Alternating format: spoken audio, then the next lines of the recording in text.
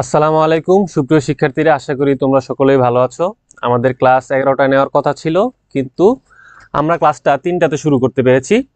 গতকালকে আমরা ম্যানেজমেন্ট দ্বিতীয় পত্রের প্রথম 3টা বড় বড় অধ্যায় শেষ করে ফেলেছি। আজকে হচ্ছে তুলনামূলক সহজ এবং ছোট ছোট অধ্যায়, যে অধ্যায়গুলোতে টপিকের সংখ্যা একটু কম, সেই অধ্যায়গুলো হচ্ছে আমরা আজকে কমপ্লিট করব।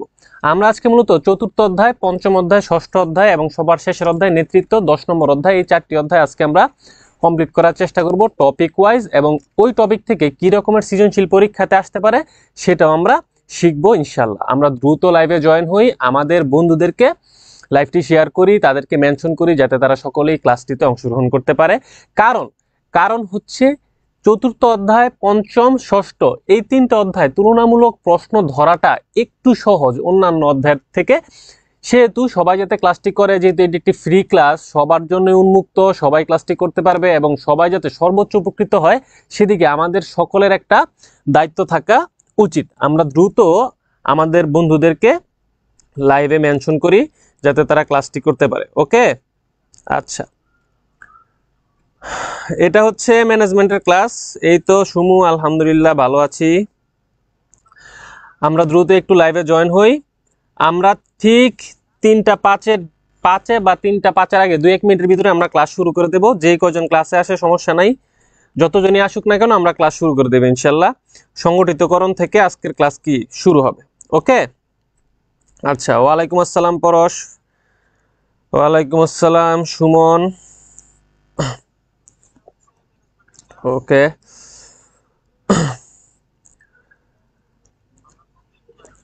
আজকের এই ফুল ক্লাসের পিডিএফ আমরা যখন ক্লাস শেষে হচ্ছে ইউটিউবে ক্লাসটি আপলোড করব, তখন হচ্ছে ফুল ক্লাসের পিডিএফটি সেখানে ডেসক্রিপশন বক্সে তোমাদের পিডিএফ লিঙ্কটি দেওয়া থাকবে গুগল ড্রাইভের, তোমরা সেখান থেকে কালেক্ট করে নিও। ওকে, আচ্ছা, ওয়ালাইকুম আসসালাম তামান্না। আমরা ক্লাস শুরু করে দেবে এখনই। আমরা দ্রুত আমাদের বন্ধুদেরকে একটু মেনশন করি যাদের সাথে বসে আমরা পরীক্ষার হলে পরীক্ষা দেই, যাতে আমাদের কনফিউশন তৈরি না হয়। আর আমাদের জীববিজ্ঞান ক্লাস শুরু হবে 6টা থেকে, সেই কারণে আমাদের ক্লাসটি 2.5 থেকে 3 ঘন্টার ভিতরে যেহেতু শেষ করতে হবে, আমি বেশি সময় নিব না, দ্রুততার সাথে ক্লাসটি শেষ করব। যাদের যেইখানে বুঝতে সমস্যা হবে তারা হচ্ছে ইউটিউব দেখে ওই নির্দিষ্ট জায়গাটা তোমরা হচ্ছে ক্লিয়ার হয়ে নিবা। এই তো রিমন, আলহামদুলিল্লাহ ভালো আছি, তোমাদের দোয়ায় সবসময় ভালো থাকি। অবশ্যই আমি অবশ্যই রিয়াল মাদ্রিদ ফ্যান এবং সবসময় রোনালদো ফ্যান। কারণ হচ্ছে ক্লাস শুরুর আগে একটা কথা বলি, বা মানে বাস্তব জীবন ভিত্তিক কথা, তারপর আমরা ক্লাসটা শুরু করে দেব। আর যাদের হচ্ছে যে অধ্যায় দরকার, যার যে অধ্যায় সমস্যা, তারা হচ্ছে ইউটিউবে ক্লাসটা যখন আপলোড করা হবে তখন ক্লাসটা টেনে টেনে সেই অধ্যায়টা দেখে নিও। আর এখন যে কথাগুলো বলবো এগুলো হচ্ছে চাইলে তখন স্কিপ করতে পারো। এই তো ভালো আছি সবাই। এখন নেইমার আর মেসি নিয়ে অনেক হচ্ছে আমাদের ভিতরে অনেক কথাবার্তা হয়, অনেক ঝগড়াঝাটি হয়, তর্ক হয় বন্ধুদের সাথে। তো মেসি হচ্ছে কি, মেসি হচ্ছে ক্লাসের ওই স্টুডেন্ট, যে স্টুডেন্ট হচ্ছে দিনে 1 ঘন্টা পড়ালেখা করার পরও ফার্স্ট হয়ে যায়, ঠিক আছে। আর রোনালদো হচ্ছে ক্লাসের সেই স্টুডেন্ট, যে স্টুডেন্ট 10 ঘন্টা পড়ার পর ক্লাসে কি হইতে পারে, ফার্স্ট হইতে পারে। তার হচ্ছে মেসির কি একটা হচ্ছে ঐশ্বরিক একটা পাওয়ার আছে, সৃষ্টিকর্তা প্রদত্ত একটা ট্যালেন্ট তার আছে। আর রোনালদো কি, সে নিজেকে সাধারণ মানুষ থেকে একটা অসাধারণ ফুটবলার হিসেবে নিজেকে রূপান্তর করছে। তো আমি যেহেতু একটা সাধারণ মানুষ, তো আমিও এই কারণে রোনালদোর ফ্যান, ঠিক আছে। যে রোনালদো সাধারণ মানুষ ছিল, নিজের যোগ্যতায় পরিশ্রমের মাধ্যমে সে নিজেকে একটা অসাধারণ জায়গায় নিয়ে গেছে। তো আমিও যেহেতু একটা সাধারণ মানুষ, মেসির মতো আল্ট্রা ট্যালেন্টেড না, জন্মগত ট্যালেন্ট আমি পাই নাই, সেই কারণে আমার মেসি আমার হচ্ছে আইডল না। আমার আইডল হচ্ছে কে, যেহেতু মুসলমানদের আইডল নবী করিম সাল্লাল্লাহু আলাইহি ওয়াসাল্লাম, কিন্তু বাস্তবিক জীবনের প্রেক্ষাপটে খেলোয়াড়দের ভিতরে আমার ক্রিস্টিয়ানো রোনালদোকে কি ভালো লাগে, ঠিক আছে।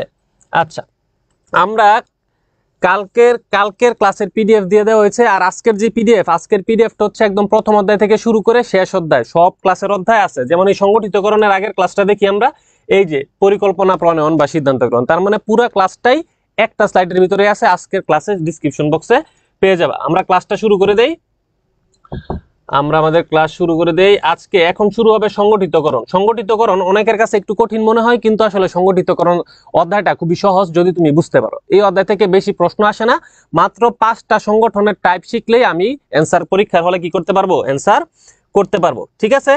ওকে, আমরা এখন ক্লাস শুরু করে দেই। আমরা আর কেউ কমেন্টে উল্টাপাল্টা কমেন্ট না করি, মনোযোগ দিয়ে ক্লাস করি। যখন আমি প্রশ্ন জিজ্ঞেস করব তখন সবাই কি করবা, কমেন্টে অ্যান্সার লাগবে। এছাড়া কেউ কমেন্ট করার দরকার নাই, সবাই মনোযোগ দিয়ে কি করো, ক্লাস মনোযোগ দিয়ে করো। ওকে, প্রথম বলছে সরলরৈখিকের প্রকারভেদ। আমরা এই অধ্যায় থেকে শুধু সরলরৈখিকের প্রকারভেদগুলো যদি শিখি তাহলে আমার পরীক্ষাতে অ্যান্সার করার জন্য যতটুকু প্রয়োজন ততটুকু আমাদের শিখা হয়ে যাবে। তাহলে সরলরৈখিকের প্রকারভেদের ভিতরে সর্বপ্রথম যে প্রকারভেদ আছে সেটা হচ্ছে সরলরৈখিক সংগঠন। সরলরৈখিক সংগঠনকে এই যে সামরিক সংগঠনও বলা হয়। সরলরৈখিক সংগঠনকে সামরিক সংগঠনও কি বলা হয়। যেই পয়েন্টগুলো আছে সেই পয়েন্টগুলো ভালো করে আমার বুঝতে হবে, তাহলে আমি পরীক্ষাতে উদ্দীপক দেখে আইডেন্টিফাই করতে পারবো এটা কোন ধরনের সংগঠন। বলছে কি, কর্তৃত্ব, কর্তৃত্ব সরল রেখা আকারে নিচের দিকে কি হয়, নেমে আসে। কর্তৃত্ব সরল রেখা আকারে কি হয়, নিচের দিকে নেমে আসে। এটি সবচেয়ে পুরনো ও সহজ একটি সংগঠন। এই যে এটা খুব ইম্পর্টেন্ট যে উপব্যবস্থাপক সহ ব্যবস্থাপক থাকলেও সরলরৈখিক সংগঠন হতে পারে, কারণ কর্তৃত্ব রেখা এই ক্ষেত্রে বিবেচ্য বিষয়।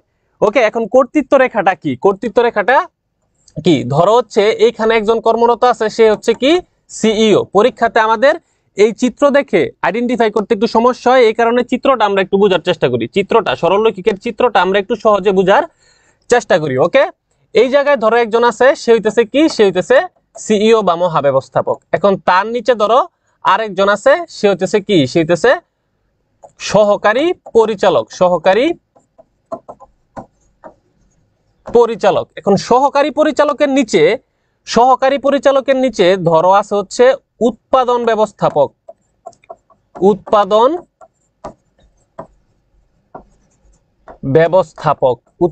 ব্যবস্থাপক। এইটার ভিতরে এই সরল রেখাটা খুবই ইম্পর্টেন্ট। উৎপাদন ব্যবস্থাপকের আন্ডারে এখন ধরো দুইটা সহকারী ব্যবস্থাপক আছে। কয়জন? দুইজন সহকারী উৎপাদন ব্যবস্থাপক আছে। এই যে আমি কর্তৃত্ব রেখাটা টানলাম, এই যে একটা কি দিলাম, দাগ দিলাম, এই যে তার আন্ডারে দুইজন কি আছে, তার আন্ডারে দুইজন হইতেছে সহকারী আছে। কি আছে? সহকারী আছে। সহকারী দুইজন কি আছে, সহকারী আছে। ক্লিয়ার সবাই? এখন দেখো এই দুইজন সহকারী যে আছে তাদের আন্ডারেও এখন কি থাকবে, তাদের আন্ডারেও এখন কোনো না কোনো বিভাগের দায়িত্ব থাকবে। ধরো তাদের আন্ডারে 3টা বিভাগের দায়িত্ব আছে, এই সহকারীর আন্ডারেও হচ্ছে 3টা বিভাগের কি আছে, 3টা বিভাগের দায়িত্ব কি আমার দেয়া আছে। যেহেতু তারা সহকারী তারপরেও তাদের আন্ডারে কি দেওয়া আছে, এই যে তাদের আন্ডারে, এই জিনিসটাই বুঝার জিনিস, তাদের আন্ডারে কি দেওয়া আছে, আরো 3টা ব্যক্তি বা 3টা বিভাগের দায়িত্ব এই সহকারীর আন্ডারে, বাকি 3টা বিভাগের দায়িত্ব এই সহকারীর আন্ডারে। তার মানে কি, তার মানে তারা সহকারী হওয়ার পরেও একটা সাব বিভাগ বা একটা উপবিভাগের দায়িত্ব পালন করতেছে। যদি এইরকম ভাবে থাকে এই সহকারীর জায়গাটা, তখন কিন্তু সহকারী বা উপদেষ্টা থাকার পরেও, এটা যদি উপদেষ্টা হইতো, ধরো সহকারী না, এখানে ধরো আমি একটু জটিল করে দেই তোমাদের জন্য। এইখানে ধরো লেখা আছে উপদেষ্টা। কি লেখা আছে? উপদেষ্টা লেখা আছে। কি লেখা আছে? উপদেষ্টা লেখা আছে। তাহলে উৎপাদন ব্যবস্থাপকের আন্ডারে একজন উপদেষ্টা আছে, সেই উপদেষ্টার আন্ডারে আবার কি আছে, 3টা উপবিভাগ তার আন্ডারে আছে। ঠিক আছে? এমন যদি থাকে তাহলে সেটা হবে সরলরৈখিক। কি হবে? সরলরৈখিক হয়ে যাবে। সরলরৈখিক হয়ে যাবে। কেন? কারণ কর্তৃত্ব প্রবাহ স্পষ্ট। কর্তৃত্ব প্রবাহটা কি বা কর্তৃত্ব রেখাটা কি, স্পষ্ট। এখন এই সরলরৈখিক এই স্ট্রাকচারটাই আমি যদি একটু চেঞ্জ করি, সেই স্ট্রাকচারটা হয়ে যাবে কি, স্ট্রাকচারটা হয়ে যাবে আমার সরলরৈখিক ও পদস্থ কর্মী সংগঠন। কোন জায়গায় চেঞ্জ করলে হবে? দেখো এই যে আমি এই ডিপার্টমেন্টের দায়িত্ব থেকে তাদেরকে মুক্তি দিয়ে দিলাম, তাদের এই ডিপার্টমেন্টের দায়িত্ব আর কি করতে হবে না, পালন করতে হবে না। তারা দুইজনই কার উপদেষ্টা? উৎপাদন ব্যবস্থাপকের উপদেষ্টা। তাদের আন্ডারে আর কোনো উপবিভাগ বা সাব বিভাগ নাই। 6টা উপবিভাগের দায়িত্বেই, 6টা উপবিভাগের মেইন দায়িত্বই আছে হচ্ছে কে, 1 2 3 4 5 6। ওর আন্ডারে ছিল 3টা, ওর আন্ডারে ছিল 3টা। এখন ওদের আন্ডারে কোনো কি নাই, উপবিভাগ নাই। উপদেষ্টারা শুধু, উপদেষ্টাদের কাজ কি? উপদেষ্টাদের কাজ হচ্ছে এখন এই উৎপাদন ব্যবস্থাপককে কি করা, পরামর্শ প্রদান করা। তাদের আর কোনো কাজ নাই, তাদের আন্ডারে কোনো বিভাগ নাই, উপবিভাগ নাই। এই 6টা উপবিভাগকে এখন সরাসরি কন্ট্রোল করতেছে কে? উৎপাদন ব্যবস্থাপক। এই যে উপদেষ্টা নিয়োগ দিছি আমি উৎপাদন ব্যবস্থাপককে পরামর্শ দেওয়ার জন্য, এইটাই এখন হয়ে যাবে কি, এটা এখন হয়ে যাবে সরলরৈখিক ও পদস্থ। সরলরৈখিক ও পদস্থ, সরলরৈখিক ও পদস্থ, এইটাই হচ্ছে আমার কি মেইন ডিফারেন্স। তার মানে সহকারী বা উপদেষ্টা বা বিশেষজ্ঞ ব্যবস্থাপকের আন্ডারে যে বিশেষজ্ঞ নিয়োগ দেওয়া হবে, তাদের বিশেষজ্ঞের আন্ডারে কোনো কিছুই থাকবে না। বিশেষজ্ঞের কাজ শুধু কি থাকবে, আমার উৎপাদন ব্যবস্থাপক বা সেই নির্দিষ্ট ব্যবস্থাপককে পরামর্শ প্রদান করা। পরামর্শ প্রদান করা ছাড়া আর কোনো দায়িত্বই কি উপদেষ্টা বা বিশেষজ্ঞ পালন করবে না। কোন সংগঠন পদ্ধতিতে? সরলরৈখিক ও পদস্থ সংগঠন পদ্ধতিতে। আর আগেরটা যেটা বলছি, যখন উপদেষ্টার আন্ডারে আবার 3টা উপবিভাগ ছিল, তখন সেটা হয়ে যাবে কি সরল রৈখিক। তো এইভাবে চিত্র দিলে আমাদের একটু কনফিউশন তৈরি হয়। আশা করি তোমাদের এখন আর সেই কনফিউশনটা কি হবে না। ওকে, আমরা আবার এখানে ফিরে আসি। দেখো, এই যে লাইনটা বলছে কর্তৃত্ব রেখায় বিশেষ গুরুত্ব দেওয়া হয়, যেটা তোমাদেরকে এতক্ষণ কি করলাম আমি বুঝাইলাম। তাহলে আশা করি সরলরৈখিক সংগঠন আমাদের মোটামুটি কনসেপ্টটা কি ক্লিয়ার, সরলরৈখিকের কনসেপ্ট মোটামুটি ক্লিয়ার। এখন আমরা পরের স্লাইডে যাই। বলছে কি সরলরৈখিক ও পদস্থ কর্মী সংগঠন। এটার চিত্র তো আমি দেখাইলামই, কখন কোন চিত্র থাকলে, চিত্রটা কেমন থাকলে সরলরৈখিক ও পদস্থ কর্মী সংগঠন হয়। এখন ভিতরের বৈশিষ্ট্যগুলো আমরা একটু দেখার চেষ্টা করি, ভিতরের বৈশিষ্ট্যগুলো আমরা একটু দেখার কি করি চেষ্টা করি। বলছে সরলরৈখিক নির্বাহীকে সাহায্য করার জন্য একজন বিশেষজ্ঞ নিয়োগ দেওয়া হয়।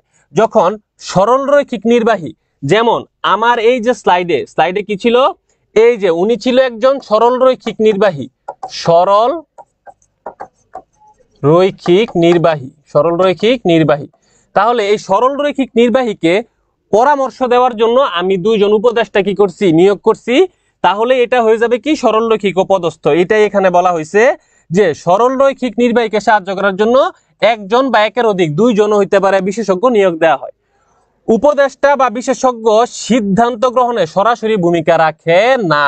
এই যেটা হচ্ছে ইম্পর্টেন্ট লাইন, যেটা হচ্ছে আমার উদ্দীপকে দেওয়া থাকবে, যে উপদেষ্টা বা বিশেষজ্ঞ সিদ্ধান্ত গ্রহণে সরাসরি কি রাখে না, সরাসরি কোনো ভূমিকা রাখে না। তারা শুধু কি দেয়, শুধু পরামর্শ দেয়। তারা শুধু কি দেয়, পরামর্শ দেয়। তাদের আর কোনো কাজ নাই, সিদ্ধান্ত গ্রহণে তারা কোনো ভূমিকা পালন করে না।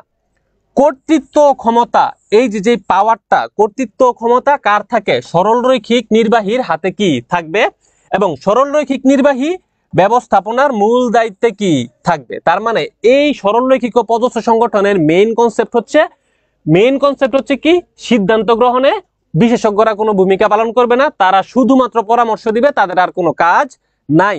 তাহলেই সেটা হয়ে যাবে কি সরলরৈখিক নির্বাহীর আন্ডারে একজন পদস্থ কর্মী সংগঠন। ক্লিয়ার? আচ্ছা, আমরা পরবর্তী স্লাইডে চলে যাই। দেখো, এইটার আমি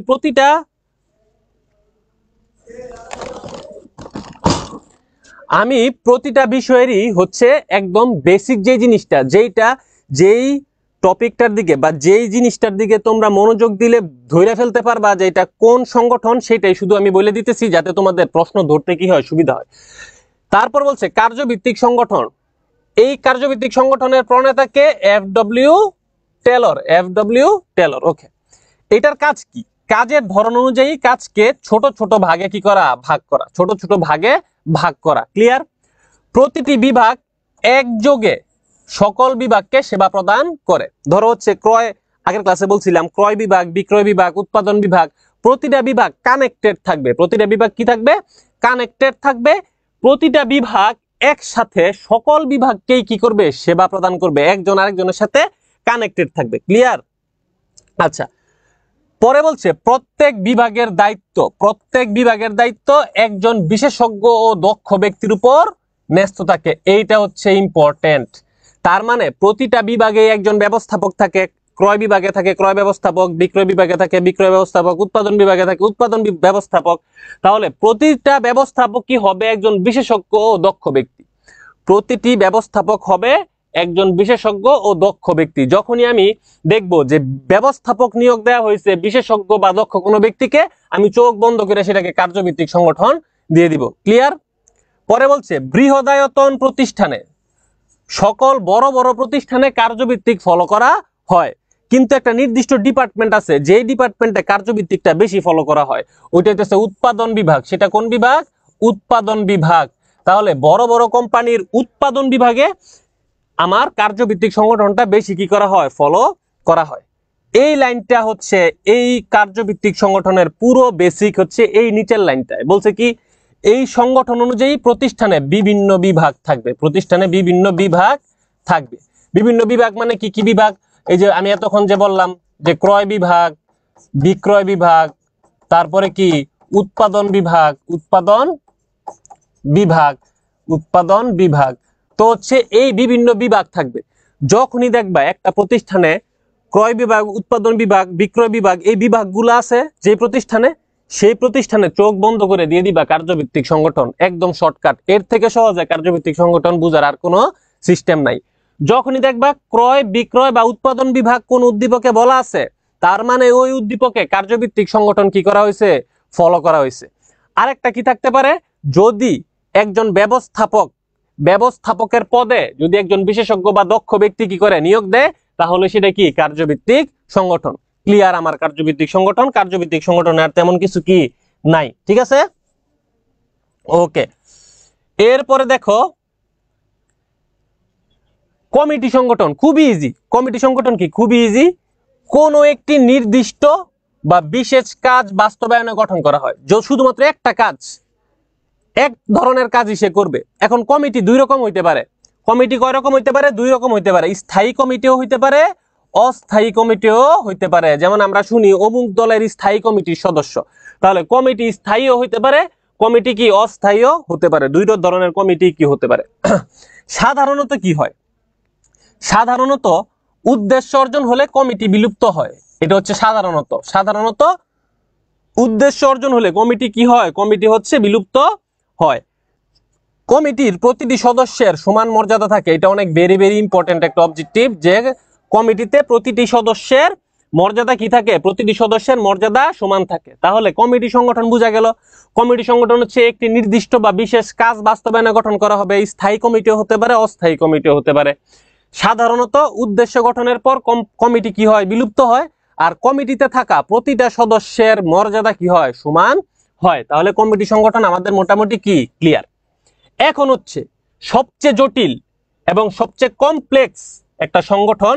এইটা একটু আমি চিত্র এঁকে বুঝাবো, তোমরা একটু ভালো করে বুঝার চেষ্টা করবা। আশা করি আজকের পর থেকে অ্যাডমিশনের আগ পর্যন্ত সারা জীবন মেট্রিক্স সংগঠন কি এটা তোমাদের আর কোনো সমস্যা হবে না। দেখো, মেট্রিক্স সংগঠন বলছে আধুনিক ও বহুল ব্যবহৃত সংগঠন। আধুনিক ও বহুল ব্যবহৃত একটা সংগঠন। বর্তমানে যত কোম্পানি আছে সকল কোম্পানি হচ্ছে মেট্রিক্স সংগঠন। এই পদ্ধতিটা কি করে? তাদের প্রতিষ্ঠানে অবলম্বন করে।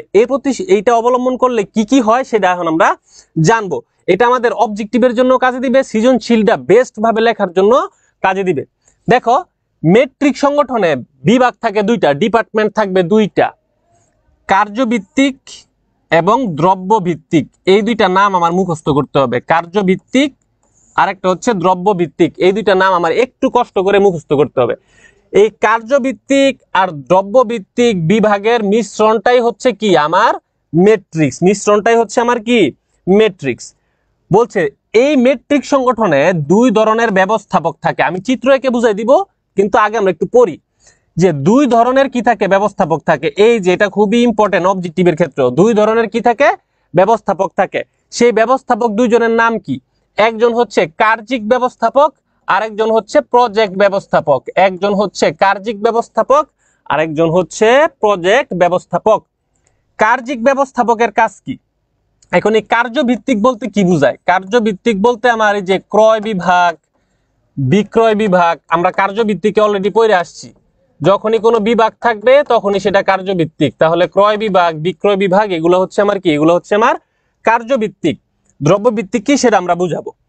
তাহলে কার্যিক ব্যবস্থাপক তার মানে ক্রয় ব্যবস্থাপক, বিক্রয় ব্যবস্থাপকের কথা বলা হয়েছে। কার্যিক ব্যবস্থাপক কারা? ক্রয় ব্যবস্থাপক, বিক্রয় ব্যবস্থাপক, উৎপাদন ব্যবস্থাপক, তারা হচ্ছে কার্যিক ব্যবস্থাপক। তাদের কাজ কি? তাদের কাজ হলো প্রজেক্ট ব্যবস্থাপক। প্রজেক্ট ব্যবস্থাপককে এই যে দ্রব্য ভিত্তিক প্রতিটা দ্রব্যের জন্য আলাদা আলাদা একজন ম্যানেজার বা ব্যবস্থাপক নিয়োগ করা হয়, তাদেরকে বলা হয় প্রজেক্ট ব্যবস্থাপক। তাদের চাহিদা মতো জনশক্তি, উপায় উপকরণ ও সেবা কি করা? সরবরাহ করা। এটা আমরা চিত্র দেখে বুঝবো একটু করে।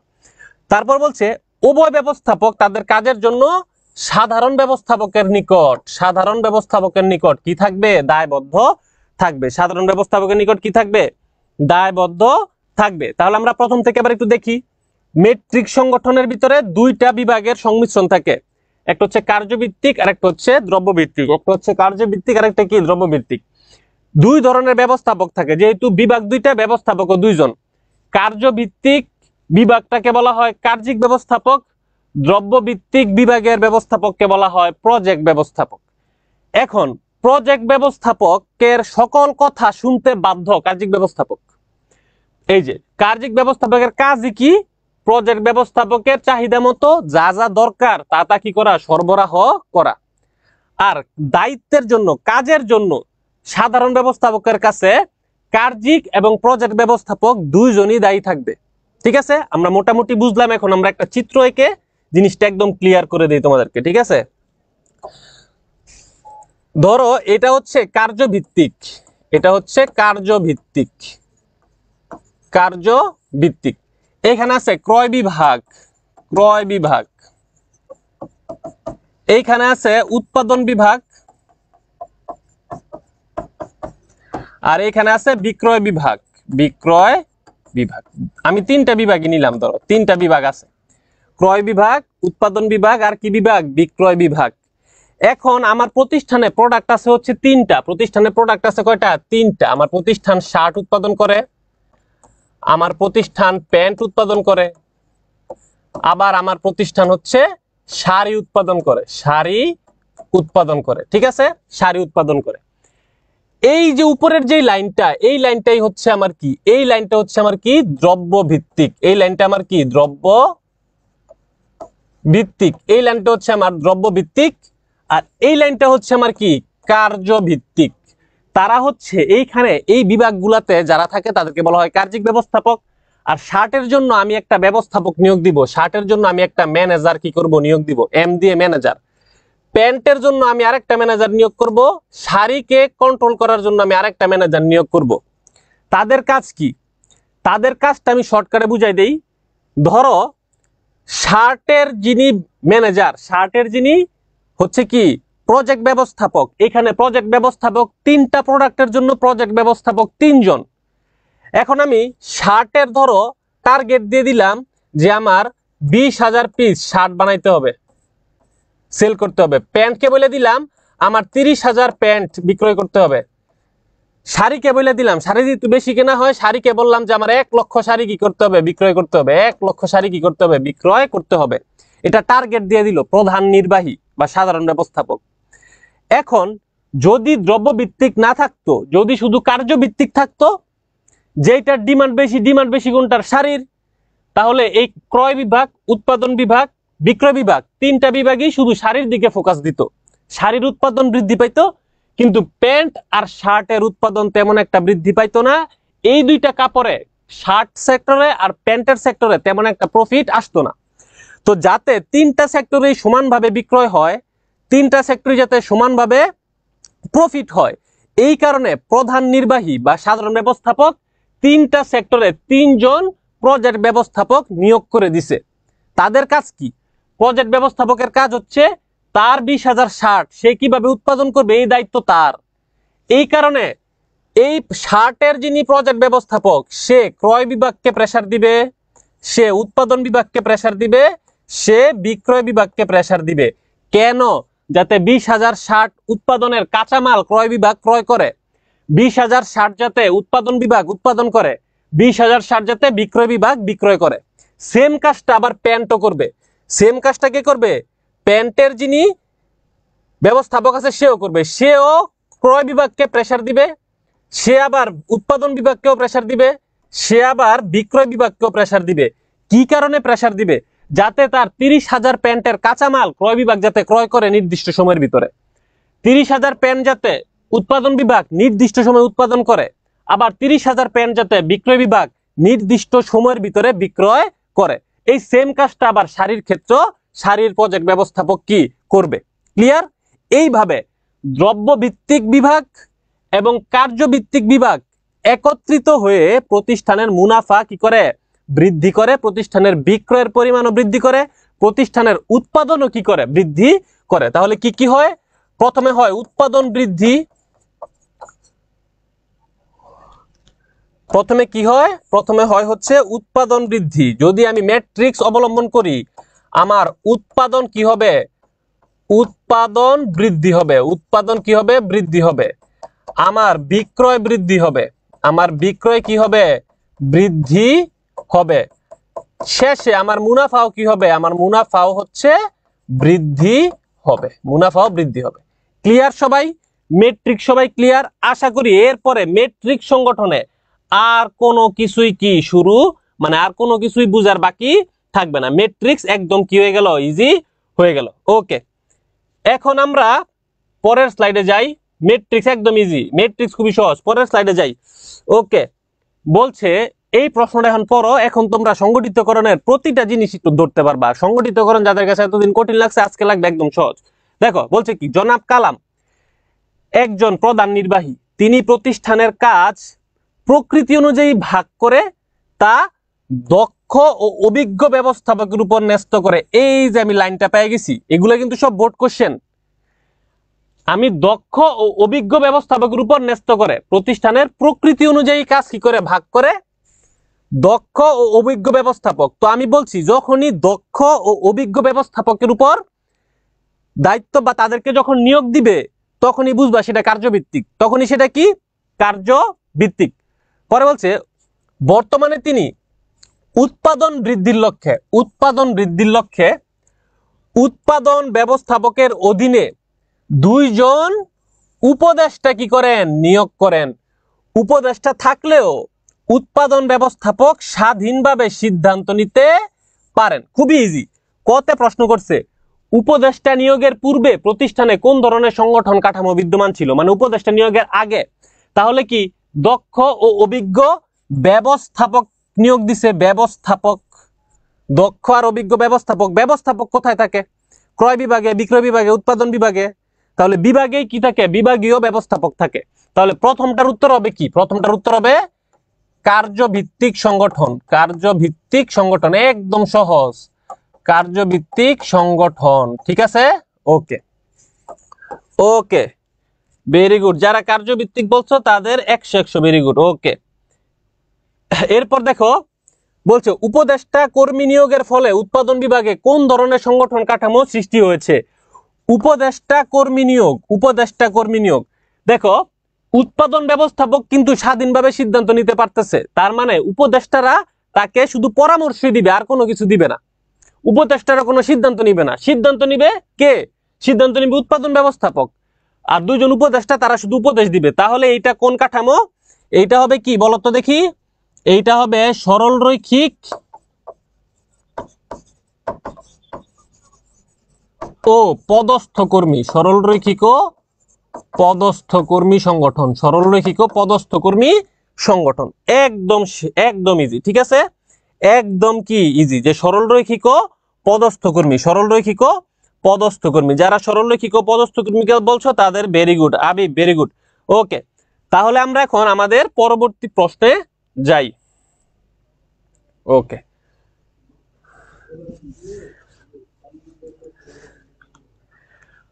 বলছে হাবিব সাহেব তার প্রতিষ্ঠানে ABC নামের 3টি পণ্য তৈরি করেন। এ পণ্যের চাহিদা, মানে এ, ঠিক আছে, এটা একটা পণ্য। এ পণ্যের চাহিদা বেশি হওয়ায় উৎপাদন ও বিক্রয় বিভাগ এই পণ্য নিয়ে বেশি ব্যস্ত থাকেন। এ পণ্যের উপর নির্ভরতা কমানো ও বি আর সি পণ্যের বিক্রয় প্রসারের লক্ষ্যে ABC পণ্যের জন্য 1 জন করে ব্যবস্থাপক নিয়োগ দেন। তাহলে কিসের জন্য ব্যবস্থাপক নিয়োগ দিছে? পণ্যের উপর। পণ্য মানে কি? দ্রব্য। এই যে এখন এটা দ্রব্য ভিত্তিক কি হয়ে গেছে? দ্রব্য ভিত্তিক বিভাগ হয়ে গেছে। তার মানে ABC 3টা পণ্যের জন্য 1 জন করে 3টা ব্যবস্থাপক নিয়োগ দেয়।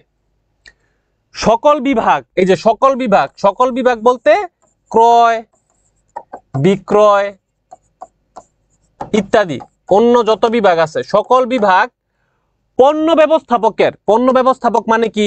প্রজেক্ট ব্যবস্থাপক। পণ্য ব্যবস্থাপকের ফরমায়েশ ও চাহিদা অনুযায়ী সেবা কি করে? সরবরাহ করে।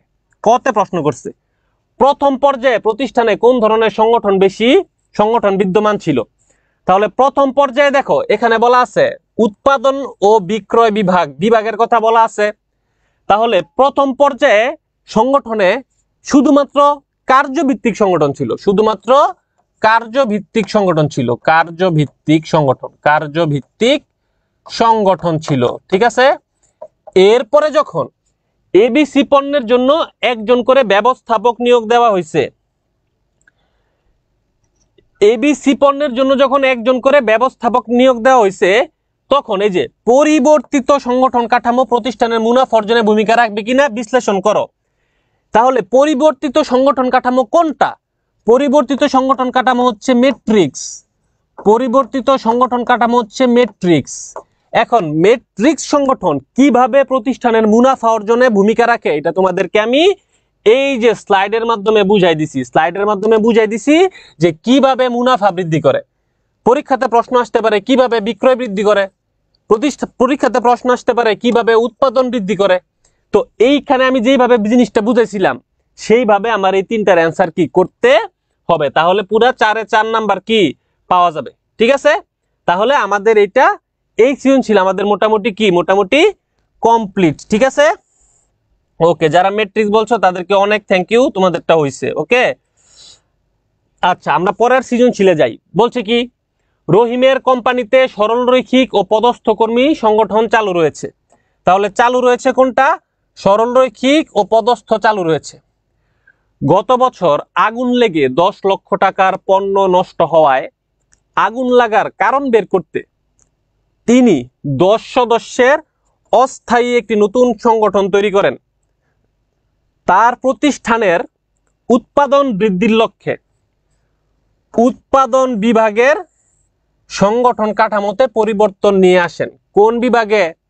উৎপাদন বিভাগ, এটা মাথায় রাখতে হবে। কোন বিভাগ? উৎপাদন বিভাগের সংগঠন কাঠামোতে পরিবর্তন নিয়ে আসেন। কতে প্রশ্ন করা হয়েছে আগুন লাগার কারণ বের করতে তিনি কোন ধরনের সংগঠন তৈরি করেন। এটা একদমই ইজি, এটা আমার ছোট ভাই যে 6 এ পড়ে সেও পারবে। এটা হচ্ছে কমিটি সংগঠন। এটা কোন সংগঠন? কমিটি সংগঠন। ঠিক আছে, পরের প্রশ্ন উত্তর কি হবে? উৎপাদন বিভাগে পরিবর্তিত সংগঠন হিসাবে কোন ধরনের কাঠামো অবলম্বন করা অধিক যুক্তিযুক্ত? এটার অ্যান্সারটা দেখি, কে বলতে পারো এটার অ্যান্সারটা কি হবে? এটার অ্যান্সারটা কি হবে দেখি তো। ক্ষয়ের অ্যান্সারটা কি হবে? উৎপাদন বিভাগ, এই যে উৎপাদন বিভাগ, উৎপাদন বিভাগে কোন ধরনের কাঠামো অবলম্বন করা অধিক যুক্তিযুক্ত? দেখো অনেক ধরনের কাঠামো অবলম্বন করা যায়, কিন্তু আমাকে বলে দিছে অধিক যুক্তিযুক্ত কোনটা, বলো তো দেখি অধিক যুক্তিযুক্ত কোনটা। তানজিদ ভিডিওটা যখন আপলোড দিব তখন হইতেছে দেখো। ঠিক আছে ছোট ভাইয়া, উৎপাদন বিভাগে অধিক যুক্তিযুক্ত কোনটা? যারা ম্যাট্রিক্স বলছো তাদেরটা হয় নাই, ভুল। কেন উৎপাদন বিভাগে অধিক যুক্তিযুক্ত হবে একটা জিনিস দেখাই দেই, তাহলে আবার মনে পড়বে তোমাদের। আমরা একটু ব্যাকে যাই। এই যে এখানে আমরা পড়ছি বৃহদায়তন প্রতিষ্ঠানে বিশেষত উৎপাদন বিভাগে এই সংগঠনটা বেশি লক্ষণীয়। তাহলে এটা কোনটা? আমি বলে দিছিলাম যে তখন হবে কি কার্যভিত্তিক সংগঠন। চোখ বন্ধ করে, সবচেয়ে বেস্ট কার্যভিত্তিক সংগঠন উৎপাদন বিভাগের জন্য, সবচেয়ে বেস্ট কার্যকরী সংগঠন কার্যভিত্তিক সংগঠন। ঠিক আছে, তাহলে আমার ওইটার উত্তরটা কি হবে এখন বলো, এখন বলো আমার উত্তরটা কি হবে এটার। ঠিক আছে, তাহলে এখন কি উৎপাদন বিভাগে কোনটা অধিক যুক্তিযুক্ত? উৎপাদন বিভাগে অধিক যুক্তিযুক্ত হচ্ছে কার্যভিত্তিক সংগঠন, কার্যভিত্তিক সংগঠন। ক্লিয়ার সবাই? কার্যভিত্তিক সংগঠন, আশা করি ক্লিয়ার। যারা ম্যাট্রিক্স বলছো তারা আশা করি ক্লিয়ার। এটা হবে কার্যভিত্তিক সংগঠন। এগুলো সব কিন্তু বোর্ড কোশ্চেন, বোর্ডে এইভাবে প্রশ্ন আসে, একদম ইজি প্রশ্ন আসে। আমার এখন শুধু বুঝতে হবে সেটা কি, আর নিজেদের কষ্ট করে সংজ্ঞা মুখস্থ করতে হবে। যদি আমার ক্ষমতা থাকতো তোমাদের সংজ্ঞাটা নিজে আমি মুখস্থ করে দেওয়ার, তাহলে তোমাদের সংজ্ঞাটা আমি মুখস্থ করে দিতাম। আমি সর্বোচ্চ বুঝাইতে পারি, কিন্তু মুখস্থ করে দেওয়ার দায়িত্ব হচ্ছে তোমাদের। এই নামগুলো তোমাদের মুখস্থ করতে হবে, সংজ্ঞাগুলো তোমাদের প্লিজ মুখস্থ করতে হবে। ম্যানেজমেন্টের নাম্বার উঠানোর অন্যতম উপায় হইতেছে সংজ্ঞা। ঠিক আছে, তো সংজ্ঞা মুখস্থ করতেই কি হবে। আচ্ছা দেখি পরবর্তীতে আরো আছে নাকি? নাই, আমাদের পঞ্চম অধ্যায় শুরু হয়ে গেছে, আমাদের চতুর্থ অধ্যায় শেষ, আমরা এখন পঞ্চম অধ্যায় কি শুরু করব। ঠিক আছে, আচ্ছা আরেকবার একটা সামারি দিয়ে দেই। এই অধ্যায়টা তো শেষ হয়ে গেল। আরেকটা সামারি দিয়ে দিই একদম শুরু থেকে। দেখো সরলরৈখিক সংগঠন, এর মেইন জিনিস কি? এর মেইন জিনিস হচ্ছে কর্তৃত্ব সরল রেখা আকারে নিচের দিকে নেমে আসবে, আর হচ্ছে কর্তৃত্ব রেখায় কি কি দেওয়া হয়? বিশেষ গুরুত্ব দেওয়া হয়। এটা হচ্ছে মেইন লাইন। তারপরেরটাই কি? সরলরৈখিক নির্বাহীকে সাহায্য করার জন্য একজন বিশেষজ্ঞ কি করা হয়? নিয়োগ দেওয়া হয়। বিশেষজ্ঞ সরাসরি সিদ্ধান্ত গ্রহণে ভূমিকা কি? সিদ্ধান্ত গ্রহণে সরাসরি ভূমিকা রাখে না, শুধু কি দেয়? শুধু হচ্ছে পরামর্শ দেয়। ঠিক আছে, এটা হচ্ছে এটার মেইন লাইন। পরে হচ্ছে কি আমার কার্যভিত্তিক। কার্যভিত্তিকের মেইন লাইন কি? এর মেইন লাইন হচ্ছে এটার ভিতরে কি থাকবে? বিভিন্ন বিভাগ থাকবে, বিভিন্ন বিভাগ, ক্রয় বিভাগ, বিক্রয় বিভাগ, বিভিন্ন বিভাগ থাকবে, এবং ব্যবস্থাপক হিসাবে একজন বিশেষজ্ঞ ও দক্ষ ব্যক্তিকে নিয়োগ দিবে। ব্যবস্থাপক হিসাবে একজন বিশেষজ্ঞ ও দক্ষ ব্যক্তিকে কি দিবে? নিয়োগ দিবে। এরপর আমরা কমিটিতে যাই। কমিটি কি? কমিটি হচ্ছে একটি নির্দিষ্ট বা বিশেষ কাজ বাস্তবায়নে গঠন করা হয়, স্থায়ী বা অস্থায়ী উভয়ই হতে পারে। উদ্দেশ্য অর্জন হলে কমিটি নরমালি কি হয়ে যায়? নরমালি বিলুপ্ত হয়ে যায়। আর সকল সদস্যের মর্যাদা কি? সমান মর্যাদা থাকে। এইটাই হচ্ছে কমিটি। কমিটি শেষ। এখন হচ্ছে ম্যাট্রিক্স। ম্যাট্রিক্সের ভিতরে কি পড়ছি? ম্যাট্রিক্সের দুইটা বিভাগ থাকে, একটা কার্যভিত্তিক বিভাগ, আরেকটা হচ্ছে আমার দ্রব্যভিত্তিক বিভাগ। কার্যভিত্তিক বিভাগের যিনি ব্যবস্থাপক তাকে বলা হয় কার্যিক ব্যবস্থাপক। দ্রব্যভিত্তিক বিভাগের যিনি ব্যবস্থাপক তাকে বলা হয় প্রজেক্ট ব্যবস্থাপক। এর মেইন কাজ হচ্ছে প্রজেক্ট ব্যবস্থাপক যা যা চায়, কার্যিক ব্যবস্থাপকের কাজই কি? প্রজেক্ট ব্যবস্থাপকের চাহিদা মতো সকল কিছু কি করা? সরবরাহ করা। এটাই হচ্ছে আমার ম্যাট্রিক্স সংগঠন। এটাই হচ্ছে আমার পুরো চ্যাপ্টার। পুরো চ্যাপ্টারের আমার বেসিক সংগঠিতকরণ শেষ। এখন আমরা শুরু করব কর্মী সংস্থান। ঠিক আছে, ওকে। কর্মী সংস্থান আর নেতৃত্ব খুবই ইজি। এই দুইটা থেকে সরল সংগঠন ইজি। এই সংগঠন, কর্মী সংস্থান আর হচ্ছে কি নেতৃত্ব, এই তিনটাই খুবই সহজ। এই টপিকও খুব কম। আচ্ছা, কর্মী সংস্থান। কর্মী সংস্থানের উৎস আছে দুইটা। কি আছে? উৎস। উৎস উৎস উৎস মানে কি? কোন জায়গা থেকে আমি কর্মী সংস্থান করব? কোন জায়গা থেকে আমি কর্মী সংস্থান করব? ক্লাস 5:30 5:30টার ভিতরে শেষ করে দেওয়া হবে। ঠিক আছে, ওকে। কোন অভ্যন্তরীণ উৎস মানে কি? উৎস কি? কোন উৎস থেকে আমি কর্মী সংগ্রহ করব? কর্মী সংগ্রহের উৎস আছে দুইটা, একটা অভ্যন্তরীণ উৎস, একটা বাহ্যিক উৎস। অভ্যন্তরীণ উৎসের ভিতরে আছে তিনটা জিনিস। অভ্যন্তরীণ উৎসের ভিতরে আছে তিনটা জিনিস। এক নাম্বার আছে পদোন্নতি। পদোন্নতি হচ্ছে একটা অভ্যন্তরীণ উৎস। পদোন্নতি একটা কি? অভ্যন্তরীণ উৎস। দায়িত্বপূর্ণ পদ যেখানে অভিজ্ঞতা সম্পন্ন লোকের প্রয়োজন। তার মানে কি? পদোন্নতি সব জায়গায় দেওয়া হবে না। শ্রমিকের এই জায়গায় পদোন্নতি দেওয়া হয় না। পদোন্নতি দেওয়া হয় দায়িত্বপূর্ণ পদে যেখানে অভিজ্ঞতা সম্পন্ন লোকের প্রয়োজন, সেইখানেই কি করা হয়? সেইখানেই পদোন্নতি দেওয়া হয়, একটা অভ্যন্তরীণ উৎস। 2 নম্বরে বলছে নিয়োজিত কর্মীদের সুপারিশ। অলরেডি প্রতিষ্ঠানে যারা কর্মরত আছে, অলরেডি প্রতিষ্ঠানে যারা চাকরি করতেছে, তাদের সুপারিশের ভিত্তিতে অদক্ষ বা আধা দক্ষ, অদক্ষ বা আধা দক্ষ কর্মী সংগ্রহ করা হয়। অদক্ষ বা আধা দক্ষ কর্মী সংরক্ষণ মানে কি করা হয়? সংগ্রহ করা হয়। এটা হচ্ছে নিয়োজিত কর্মীদের সুপারিশ। 3 নম্বরে বলছে শ্রমিক সংঘের সুপারিশ। এই নামগুলো আমার প্লিজ মুখস্থ রাখতে হবে।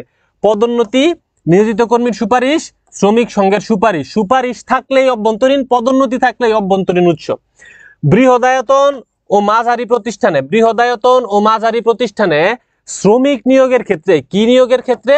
শ্রমিক নিয়োগের ক্ষেত্রে, শ্রমিক নিয়োগের ক্ষেত্রে আমার হচ্ছে শ্রমিক সংঘের সুপারিশ। এই জিনিসটা কি কাজে লাগে? তাহলে অভ্যন্তরীণ উৎস কয়টা? 3টা। পদোন্নতি, নিয়োজিত কর্মীদের সুপারিশ, শ্রমিক সংঘের সুপারিশ। এই 3টা হচ্ছে আমার কি? অভ্যন্তরীণ উৎস। শেষ। পরেরটা যাই। বলছে কি দেখো, অভ্যন্তরীণ উৎসের সুবিধা কি? অভ্যন্তরীণ উৎসের সুবিধা হচ্ছে আনুগত্য প্রতিষ্ঠা পায়। আনুগত্য প্রতিষ্ঠা পায়। এই পয়েন্টগুলো মুখস্থ করতে হবে। অনেক সময় সুবিধা অসুবিধা চলে আসে ঘতে, তখন আমার এগুলো লিখতে হবে। না পারলে আমি লিখতে পারবো না। ঠিক আছে, ওকে।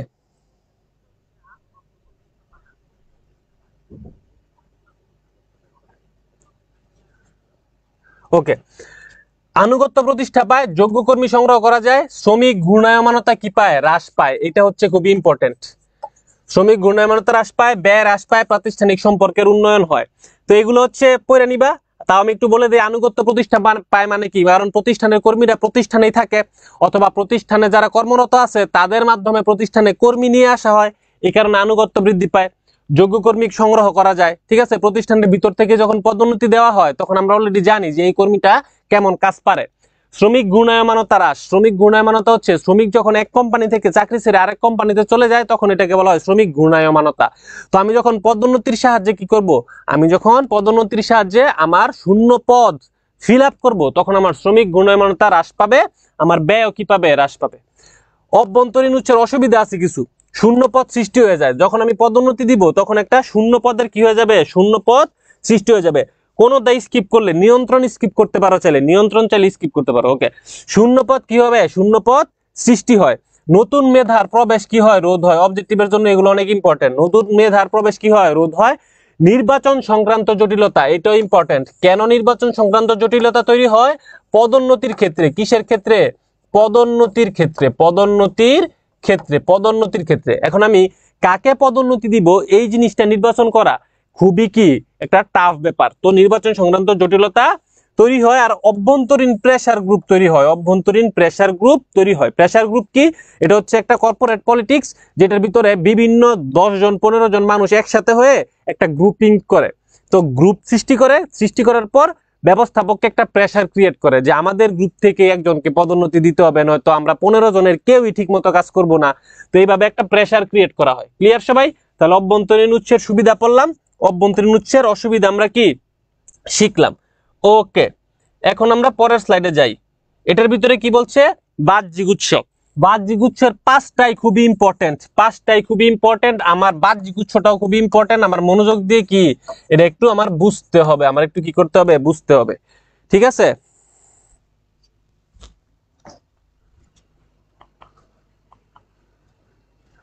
আমার মনোযোগ দিয়ে কি এটা বুঝতে হবে। বলছে চাকরি সন্ধানী, চাকরি সন্ধানী। চাকরি সন্ধানী কারা, যারা হচ্ছে চাকরির খোঁজ করে, গ্রাজুয়েশন শেষ চাকরি পায় নাই, তারাই হচ্ছে চাকরি সন্ধানী। তাদের কাজ কি, তারা তাদের আবেদনপত্র বা এটাকে অনেকে সিভি বলে, সিভি সিভি সিভি কি করে জমা দেয়, সিভি কি করে জমা দেয়। তো বিভিন্ন প্রতিষ্ঠানে যারা চাকরি প্রত্যাশী তারা আগের থেকেই অগ্রিম সিভিটা পাঠায় রাখে। যখনই প্রতিষ্ঠানের কখনো কর্মীর প্রয়োজন হয়, সেই সিভি দেখে যাদেরকে পছন্দ হয় তাদেরকে কল করে, কল করার পর তাদের পরীক্ষা নেয়, ভাইবা নেয়, চাকরিতে নিয়োগ দেয়। এটা হচ্ছে একটা বাহ্যিক উৎস। চাকরি সন্ধানীর মাধ্যমে, বাহ্যিক উৎসের মাধ্যমে কি করে নিয়ন্ত্রণ দেয়। ঠিক আছে, আচ্ছা। এরপরে বলছে শিক্ষা প্রতিষ্ঠান, জব ফেয়ার। জব ফেয়ার মেধাবী ছাত্রদের সরাসরি নিয়োগ। সরাসরি একটা ভালো প্রতিষ্ঠানে যাবে, যাওয়ার পর সেইখানের মেধাবী ছাত্রদেরকে সরাসরি কি করে দেয়, নিয়োগ দিয়ে দেয় শিক্ষা প্রতিষ্ঠানের মাধ্যমে। চাকরি বিনিয়োগ কেন্দ্র, এটা অনেক ইম্পর্টেন্ট। চাকরি বিনিয়োগ কেন্দ্র এটা অনেক কি ইম্পর্টেন্ট। প্রতিষ্ঠানের হয়ে যোগ্য কর্মী বাছাই করে দেয়। বিভিন্ন সেন্টার আছে, বিভিন্ন সেন্টার আছে যারা হচ্ছে প্রতিষ্ঠান মাঝে মাঝে তাদের ব্যয় হবে দেখে, প্রতিষ্ঠানের সময় স্বল্পতার কারণে প্রতিষ্ঠান কি করে, চাকরি পরীক্ষাটা প্রতিষ্ঠান নেয় না।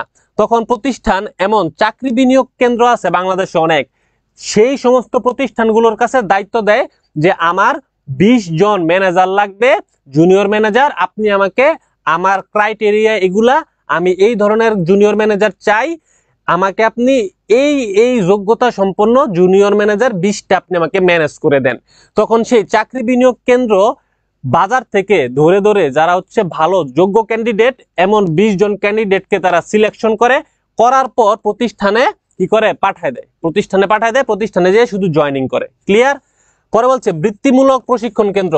এই যে এই নামটা মনে রাখতে হবে, কারণ বাংলাদেশে অনেক জায়গায় এখন সরাসরি বৃত্তিমূলক প্রশিক্ষণ কেন্দ্র থেকে সরাসরি দক্ষ কর্মী কি পাওয়া যায়। যেমন ডিজিটাল মার্কেটিং, ওয়েব ডেভেলপিং, ঠিক আছে, তারপরে আছে কি ওয়েব ডিজাইনার, ওয়েবসাইট মেকার, ঠিক আছে, ফটো এডিটর, ভিডিও এডিটিং।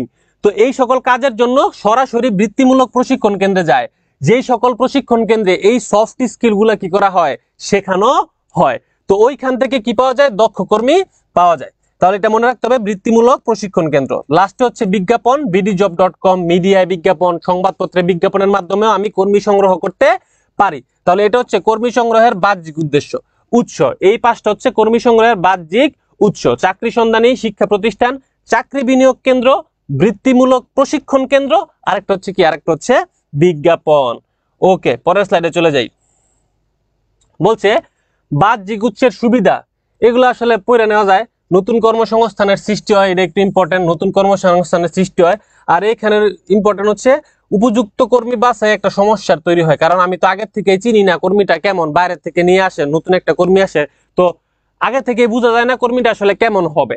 ঠিক আছে, তো উপযুক্ত কর্মী বাছাই একটু সমস্যা হয়। এই দুইটাই হচ্ছে বাহ্যিক উৎসের সুবিধা অসুবিধা। এটা এত ইম্পর্টেন্ট কিছু না, কিন্তু দেওয়া লাগবে এই কারণে দিছি আর কি। এইখানে দেখো বলছে কর্মী সংগ্রহে, এখানে ভেরি ভেরি ইম্পর্টেন্ট কিছু জ্ঞানমূলক আছে, ভেরি ভেরি ইম্পর্টেন্ট কিছু জ্ঞানমূলক আছে, আর হচ্ছে অবজেক্টিভ প্রশ্ন কি আছে, ঠিক আছে। বলছে কি কর্মী সংগ্রহের প্রথম ধাপ হচ্ছে বিভাগীয় রিকুইজিশন সংগ্রহ। কর্মী সংগ্রহের প্রথম ধাপ কি? বিভাগীয় রিকুইজিশন সংগ্রহ। কর্মী নির্বাচন, নির্বাচন এটা ছিল সংগ্রহ, এটা হচ্ছে নির্বাচন। কর্মী নির্বাচন শুরু হয় আবেদনপত্র গ্রহণ ও বাছাই দ্বারা, আর শেষ হয় মেডিকেল পরীক্ষা দ্বারা। এটা খুব ভালো করে মনে রাখবা, এটা অবজেক্টিভে আসে। কর্মী নির্বাচন শুরু হয় আবেদন গ্রহণ ও বাছাই দ্বারা, কর্মী নির্বাচন শেষ হয় মেডিকেল পরীক্ষা দ্বারা। কর্মী নির্বাচন শেষ হয় মেডিকেল পরীক্ষা দ্বারা। নিযুক্তি পরীক্ষা হয় 4 ধরনের। নিযুক্তি পরীক্ষা কয় ধরনের হয়? 4 ধরনের। যোগ্যতা পরীক্ষা, যোগ্যতা পরীক্ষা, বুদ্ধিমত্তা পরীক্ষা ঊর্ধ্বতন কর্মীর জন্য, প্রবণতা পরীক্ষা, এটা কতে আসে অনেক বেশি, কালকে পরীক্ষার হলে যায় দেখবা এটা এসে পড়ছে।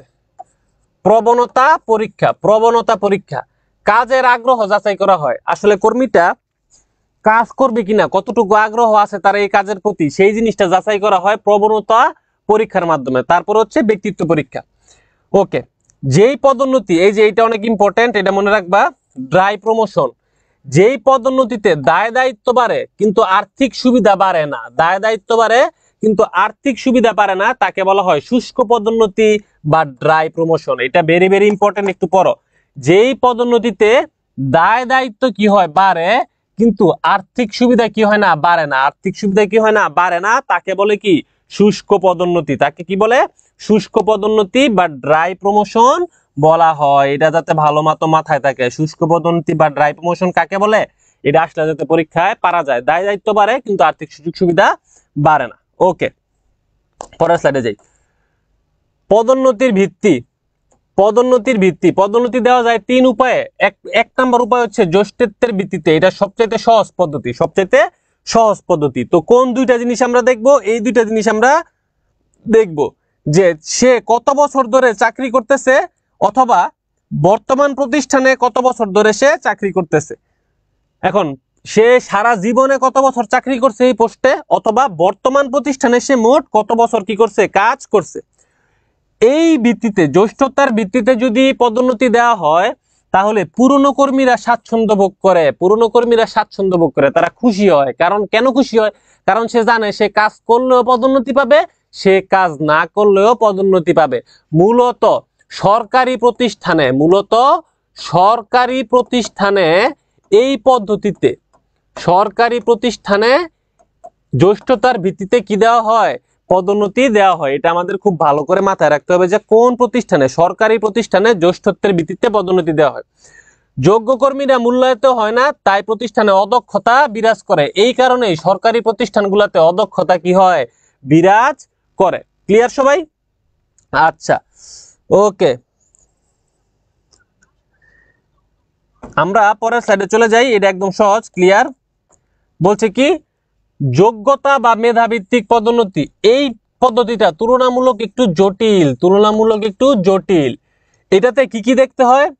এটাতে কি কি দেখতে হয়? এই 3টা জিনিস দেখতে হয়, যে তার আনুষ্ঠানিক শিক্ষা কি, ব্যবহারিক শিক্ষা, আর অভিজ্ঞতা কতটুকু আছে, সে কি কি প্রশিক্ষণ নিয়েছে এবং কত সময় ধরে প্রশিক্ষণ নিয়েছে। প্রশিক্ষণ 3 দিনেরও হইতে পারে, প্রশিক্ষণ 3 মাসেরও হইতে পারে।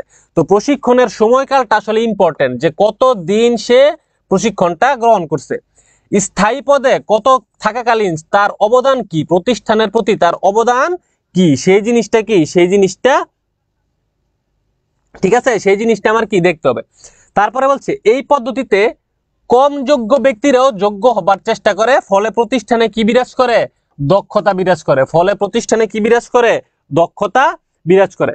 সঠিক নিয়ম নীতি অবলম্বন না করলে ভুল বোঝাবুঝির সুযোগ থাকে। তাহলে আমরা দুইটা শিখলাম, একটা হচ্ছে কি জ্যেষ্ঠতার ভিত্তিতে, যেখানে যারা প্রতিষ্ঠানে বেশি দিন ধরে কাজ করে তাদেরকে পদোন্নতি দেওয়া হয়। আরেকটা হচ্ছে যোগ্যতা বা মেধা ভিত্তিক, যেখানে যার যোগ্য, যে যত বেশি যোগ্য, বয়স তার যাই হোক, যে যত বেশি যোগ্য, প্রতিষ্ঠানে তার অবদান কি আছে, যার প্রতিষ্ঠানে অবদান বেশি, যে বেশি যোগ্য, যার হচ্ছে আনুষ্ঠানিক শিক্ষা ব্যবহারিক শিক্ষা বেশি আছে, প্রশিক্ষণ যার বেশি আছে, তাকেই হচ্ছে পদোন্নতি দেওয়া হবে। এরপরেরটা হচ্ছে এই দুইটার সংমিশ্রণ, এই দুইটার সংমিশ্রণ, এটা হচ্ছে বর্তমানে বা সব সময় এটা বহুল ব্যবহৃত হয়। কোথায়? কর্পোরেটে। কর্পোরেট, আমরা যারা বিজনেস করি তারা আমরা বেশিরভাগই কর্পোরেটে চাকরি করি। কর্পোরেট মানে কি? কর্পোরেট মানে হচ্ছে বেসরকারি প্রতিষ্ঠান। তাহলে এটার ভিতরে আছে কি? জ্যেষ্ঠত্ব ও যোগ্যতা ভিত্তিক, মানে একই সাথে প্রতিষ্ঠানে কতদিন ধরে কর্মরত আছে সেটাও দেখা হয়, আবার তার যোগ্যতা কতটুকু আছে সেটাও কি করা হয়, সেটাও হচ্ছে দেখা হয়। তাহলে চাকরির সময়কাল এবং যোগ্যতা দুটি বিষয় কি হয়? বিবেচিত হয়। পুরাতন কর্মীও ধরে রাখা সহজ হয়, যোগ্য ব্যক্তিও ধরে রাখা কি হয়? সম্ভব হয়। প্রতিষ্ঠানের কাজের গতি ও দক্ষতা কি পায়? বৃদ্ধি পায়। কর্পোরেট রাজনীতি বা গ্রুপিং দেখা যায়। এটা একটু আমাদের বইয়ের বাইরে নিজের থেকে দিছি, এটা হচ্ছে একটু বেসিক বোঝার জন্য যে কর্পোরেট রাজনীতি বা গ্রুপিং দেখা যায় কোথায়? পদোন্নতির ভিত্তিতে, জ্যেষ্ঠত্ব যোগ্যতা ভিত্তিক পদোন্নতি দিলে। আমার মেইনলি মনে রাখতে হবে এই তিনটা জিনিস যে চাকরির সময়কাল, যোগ্যতা দুটি বিবেচিত হয়, পুরাতন কর্মী ধরে রাখা সহজ হয়, যোগ্য ব্যক্তিও ধরে রাখা সহজ হয়, প্রতিষ্ঠানের কাজের গতি ও দক্ষতা কি পায়? বৃদ্ধি পায়। তাহলে আমরা এই অধ্যায়টার টপিক এখানেই শেষ।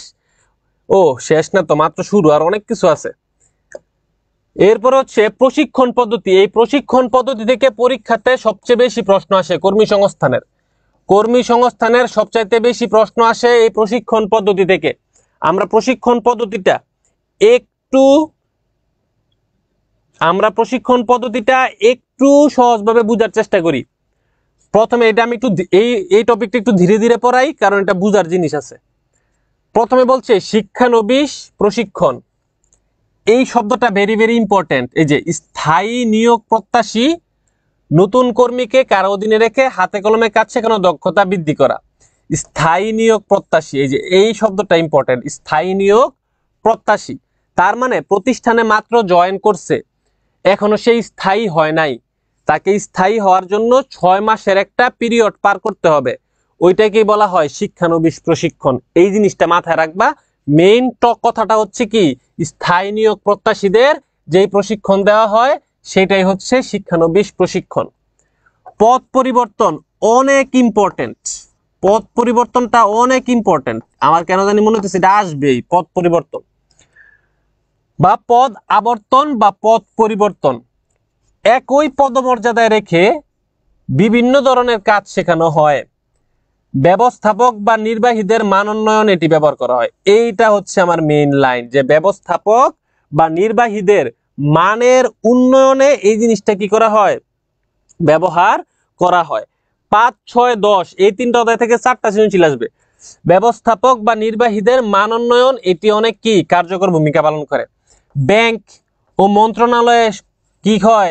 সচিবদেরকে বদলি করে।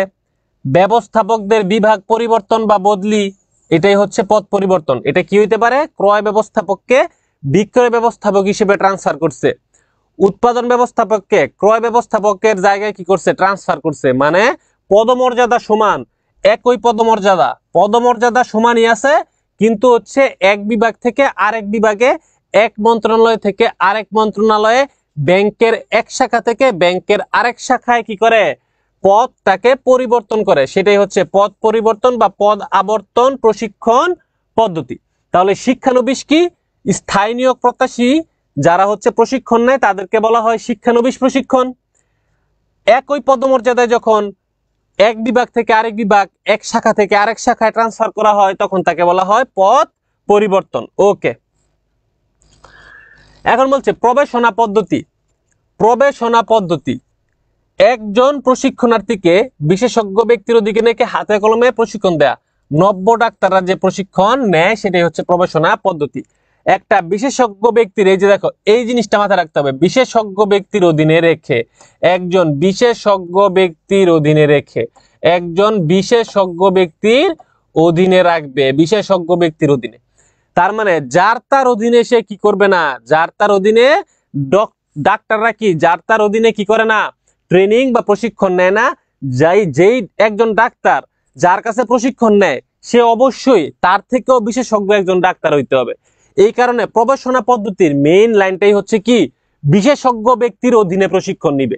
যখনই তোমরা দেখবা বিশেষজ্ঞ ব্যক্তির অধীনে কি নিছে? প্রশিক্ষণ নিছে, তখনই তোমরা বুঝবা কি সেটা হচ্ছে প্রবেশনা পদ্ধতি। বিশেষজ্ঞ ব্যক্তির অধীনে প্রশিক্ষণ নেওয়া মানেই হচ্ছে প্রবেশনা পদ্ধতি। এরপরে হচ্ছে কি কোচিং বলছে একজন ব্যবস্থাপকের অধীনে যখন একের অধিক কর্মী প্রশিক্ষণ নেয়। একজন ব্যবস্থাপকের অধীনে একের অধিক কর্মী প্রশিক্ষণ নেয়। কর্মীরা নির্দেশিত পন্থায় কাজ করছে কিনা সেটা তদারকি করে, ভুল করলে কি দেয়, ভুল করলে শুধরে দেন। এটাই হচ্ছে কি কোচিং। যেমন আমাদের এই কোচিং এর কথাই চিন্তা করো, আমি একজন তোমাদের অনেককে কি করতেছি, পড়াটা শিখাইতেছি। এটাই হইতেছে কি, এটাই হইতেছে কোচিং। ওকে। 5 নম্বরে বলছে পর্যবেক্ষণ পদ্ধতি। 5 নম্বরে কি বলছে, 5 নম্বরে বলছে পর্যবেক্ষণ পদ্ধতি। নির্বাহী তার প্রশিক্ষণার্থী কর্মীর কাজকর্ম সরাসরি কি করে, এই যে সরাসরি পর্যবেক্ষণ। এই সরাসরি পর্যবেক্ষণ যখন পাবা তখনই সেটা হবে পর্যবেক্ষণ পদ্ধতি। সরাসরি পর্যবেক্ষণ, এই সরাসরি কথাগুলা যখন থাকবে সেটাই হচ্ছে আমার কি পর্যবেক্ষণ পদ্ধতি। তাহলে আমরা কয়টা পদ্ধতি বললাম, 5টা। একটা হচ্ছে শিক্ষানবিশ পদ্ধতি, যেখানে স্থায়ী নিয়োগ প্রত্যাশী তারা ট্রেনিং নেয়। পদ পরিবর্তন, একই পদমর্যাদায় ব্যবস্থাপক বা নির্বাহীদের মান উন্নয়নের জন্য এক জায়গা থেকে আরেক জায়গায় ট্রান্সফার করে, বদলি করে, সেটা হচ্ছে পদ পরিবর্তন। তারপরে আমরা পড়েছি প্রবেশনা পদ্ধতি। একজন বিশেষজ্ঞ ব্যক্তির অধীনে সে কি করে, প্রশিক্ষণ নেয়। তারপরে বলছি কি কোচিং, একজন ব্যবস্থাপকের অধীনে একের অধিক কর্মী প্রশিক্ষণ নেয়। তারপরে বলছি পর্যবেক্ষণের ভিতরে থাকে সরাসরি পর্যবেক্ষণ, সরাসরি সমস্যা প্রত্যক্ষণ, ভুল সংশোধন। ঠিক আছে, এটা হচ্ছে কি পর্যবেক্ষণ পদ্ধতি। 5টা পদ্ধতি বললাম আমরা, শিক্ষানবিশ পদ্ধতি, পদ পরিবর্তন, প্রবেশনা পদ্ধতি যেখানে একজন বিশেষজ্ঞ ব্যক্তির অধীনে ট্রেনিং নেওয়া হয়। এরপর হচ্ছে কোচিং, একজন ব্যক্তি অনেকজনকে শিখায়। এরপর হচ্ছে কি পর্যবেক্ষণ পদ্ধতি, সরাসরি পর্যবেক্ষণের মাধ্যমে যে ট্রেনিংটা দেওয়া হয়। শেষ, 5টা শেষ। এরপরে বাকি আরো 4-5টা আছে। এগুলো হচ্ছে কাজের বাইরে প্রশিক্ষণ পদ্ধতি। কাজের বাইরে, আগের যে 5টা পড়ছি সেই 5টা ছিল কাজের মাধ্যমে প্রশিক্ষণ, মানে কাজ করতে করতে প্রশিক্ষণ। আর এগুলো হচ্ছে প্রতিষ্ঠানের ভিতরে থাকবে না, প্রতিষ্ঠানের বাইরে। ওইগুলো ছিল প্রতিষ্ঠানের ভিতরে। এই ট্রেনিং গুলা, এই প্রশিক্ষণ গুলা প্রতিষ্ঠানের বাইরে হয়। ঠিক আছে, কাজের মাধ্যমে হয় না, কাজ ছাড়া, কাজ না করে প্রশিক্ষণ গ্রহণ করা হয়। কাজটা না করে কি হয়, প্রশিক্ষণ গ্রহণ করা হয়। 1 নং আর 3 নং। 1 নং এর ভিতরে কি বলছে, 1 নং এ এই জিনিসটা মনে রাখবো আমি, স্থায়ী নিয়োগ প্রত্যাশী, যারা স্থায়ী নিয়োগ প্রত্যাশী তারা যে প্রশিক্ষণটা গ্রহণ করে সেই প্রশিক্ষণটাই হচ্ছে শিক্ষানবিশ প্রশিক্ষণ। স্থায়ী নিয়োগ প্রত্যাশীরা যে প্রশিক্ষণ গ্রহণ করে সেটাই হচ্ছে কি শিক্ষানবিশ প্রশিক্ষণ। আর 3 নাম্বারটা কি ছিল, 3 নাম্বারটার ভিতরে হচ্ছে একজন বিশেষজ্ঞ ব্যক্তির অধীনে, কোন বিশেষজ্ঞ ব্যক্তির অধীনে যদি প্রশিক্ষণ গ্রহণ করে সেটা হচ্ছে প্রবেশনা পদ্ধতি। কোন বিশেষজ্ঞ ব্যক্তির অধীনে যদি কি করে তোমার প্রশিক্ষণ গ্রহণ করে সেটা হবে কি, সেটা হবে প্রবেশনা পদ্ধতি। তাহলে 1 আর 3 ক্লিয়ার, আশা করি এই দুইটা মনে রাখলে হবে। এখন কাজের বাইরে, কাজ না করে আমি কিভাবে প্রশিক্ষণ নিতে পারি। 1 নাম্বার হচ্ছে বক্তৃতা পদ্ধতি। এর ভিতরে কি আছে, এক বা একাধিক বক্তা কোন নির্দিষ্ট বিষয়ে বক্তব্য দেয়, সকলে কি করে এটা শুনে জ্ঞানগত উন্নয়ন করে। এই যে এই লাইনটা হচ্ছে ইম্পর্টেন্ট, প্রশ্ন করার সুযোগ নেই, সুযোগ নেই, সেটাই আছে বক্তৃতা পদ্ধতি। একজন বক্তৃতা দিবে, সামনে যারা আছে সবাই শুনবে, কেউ কোনো প্রশ্ন করতে পারবে না, শুধু শুনবে, সেটাই হচ্ছে কি বক্তৃতা পদ্ধতি। 2 নাম্বার হচ্ছে আলোচনা পদ্ধতি। বক্তা নির্দিষ্ট বিষয়ে বক্তব্য দেয় এবং প্রশ্ন করে জানারও কি থাকে, সুযোগ থাকে। মানে একজন কি করবে, একজন হচ্ছে বক্তৃতা দিবে, আর সামনে যারা থাকে তারা প্রশ্ন করবে, প্রশ্ন করে উত্তর আবার জানবে, সেটা হচ্ছে আলোচনা করবে। তারা কি করে, আলোচনা করে, যেহেতু সেটা হচ্ছে আলোচনা পদ্ধতি। 3 নম্বর হচ্ছে সেমিনার। যে কোনো একটি বিষয়ে, একটি নির্দিষ্ট বিষয়ে এক বা একাধিক মিটিং করে সুস্পষ্ট জ্ঞান লাভ করা। নির্বাহী উন্নয়নে গুরুত্বপূর্ণ, জাস্ট এটা মনে রাখলে হবে, নির্বাহীদের উন্নয়নে এই জিনিসটা খুবই গুরুত্বপূর্ণ। অনেকগুলো ব্যবস্থাপক একসাথে বসে একটা সমস্যা নিয়ে, তারা কি করে, একাধিক মিটিং করে এবং একটা ফাইনাল ডিসিশনে চলে আসে, সেটাই হচ্ছে কি, সেটাই হচ্ছে আমার সেমিনার প্রশিক্ষণ। এরপরে আছে অধিবেশন, একাধিক বিষয়ে। এই যে দেখো, এটা কি ছিল, সেমিনার কি ছিল, সেমিনার ছিল হচ্ছে কি একটি বিষয়ে, সেমিনার ছিল কি একটি বিষয়ে জ্ঞান লাভ করে, একটি বিষয় সেমিনার। আর অধিবেশনের ভিতরে ডিফারেন্সটা কি, অধিবেশন হচ্ছে একটি নয় বরং একাধিক বিষয় কি করে, আলোচনা করে, সেটাই হচ্ছে কি অধিবেশন।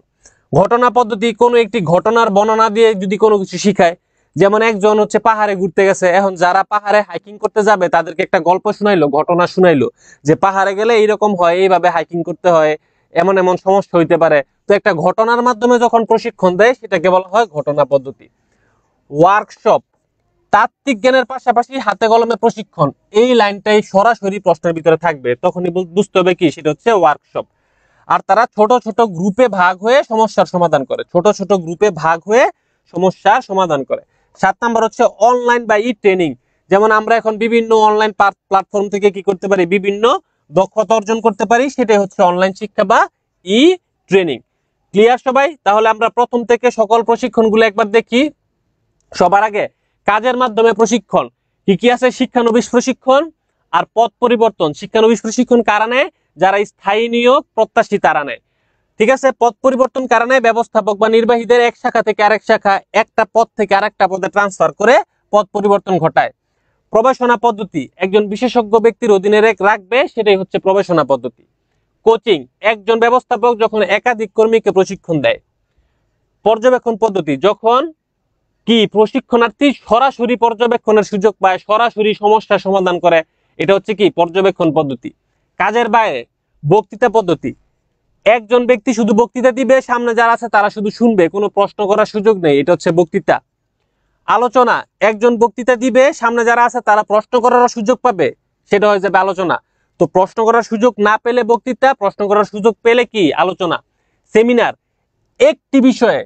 একটি বিষয়ে আলোচনা করে একটা ফাইনাল ডিসিশনে আসা হয়, সেটা হচ্ছে সেমিনার। অধিবেশন কি? একটি নয় একাধিক বিষয় কি করা হয়, আলোচনা করা হয়, অনেকগুলো টপিক নিয়ে আলোচনা করা হয়, সেটা হচ্ছে অধিবেশন। ঘটনা পদ্ধতি কি? একটা ঘটনার বর্ণনা দিয়ে প্রশিক্ষণ আমি প্রদান করব। ওয়ার্কশপ কি?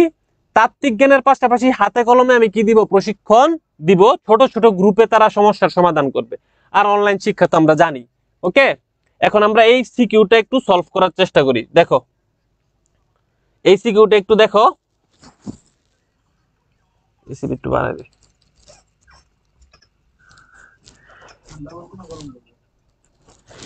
কাজের বাইরে প্রশিক্ষণ থেকে সৃজনশীল আসে, মাঝে মাঝে চলে আসে, ঠিক আছে। ঠান্ডা, এই প্রশ্নটা একটু পড়ি সবাই। পদ্মা লিমিটেড কোম্পানি কর্মী নিয়োগের জন্য পত্রিকায় বিজ্ঞাপন দেয়। কোথায় বিজ্ঞাপন দেয়? পত্রিকায় বিজ্ঞাপন দেয় ও কিছু যোগ্য কর্মী নিয়োগ করে। এতে প্রতিষ্ঠানের মাঝে থাকা পুরাতন কর্মীদের মাঝে অসন্তোষ সৃষ্টি হয়। কাদের মাঝে অসন্তোষ সৃষ্টি হয়? পুরাতন কর্মীদের মাঝে। পরবর্তীতে তিনি এই সমস্যা থেকে উত্তরণের জন্য প্রতিষ্ঠানের মাঝে থাকা কর্মীদের মধ্য হতেই শূন্য পদ পূরণ করার সিদ্ধান্ত নেন। প্রতিষ্ঠানের মাঝে থাকা কর্মীদের মধ্য হতেই শূন্য পদ পূরণ করার সিদ্ধান্ত নেন। কতে প্রশ্ন করা হয়েছে কি দেখো, প্রতিষ্ঠানটি প্রথমে কোন উৎস থেকে কর্মী সংগ্রহ করেছে? কোন উৎস থেকে? উৎস প্রশ্ন করছে কি? উৎস, এই যে কোন উৎস থেকে। উৎস আছে দুই রকম, অভ্যন্তরীণ উৎস আর বাহ্যিক উৎস। তাহলে কয়ের অ্যান্সার হবে কি? কয়ের অ্যান্সার হবে বাহ্যিক উৎস। কেন? কারণ বিজ্ঞাপনের মাধ্যমে কর্মী সংগ্রহ করছে, আর আমরা জানি বিজ্ঞাপন হচ্ছে একটা বাহ্যিক উৎস। খয়ের অ্যান্সার কি হবে? সমস্যা সমাধানে কোন পদ্ধতিতে, বলছে পদ্ধতি উৎসের ভিতরে যেগুলো আছে ওগুলো হচ্ছে পদ্ধতি। তাহলে কোন পদ্ধতিতে শূন্য পদ পূরণ করেছে এটা বলো দেখি। কোন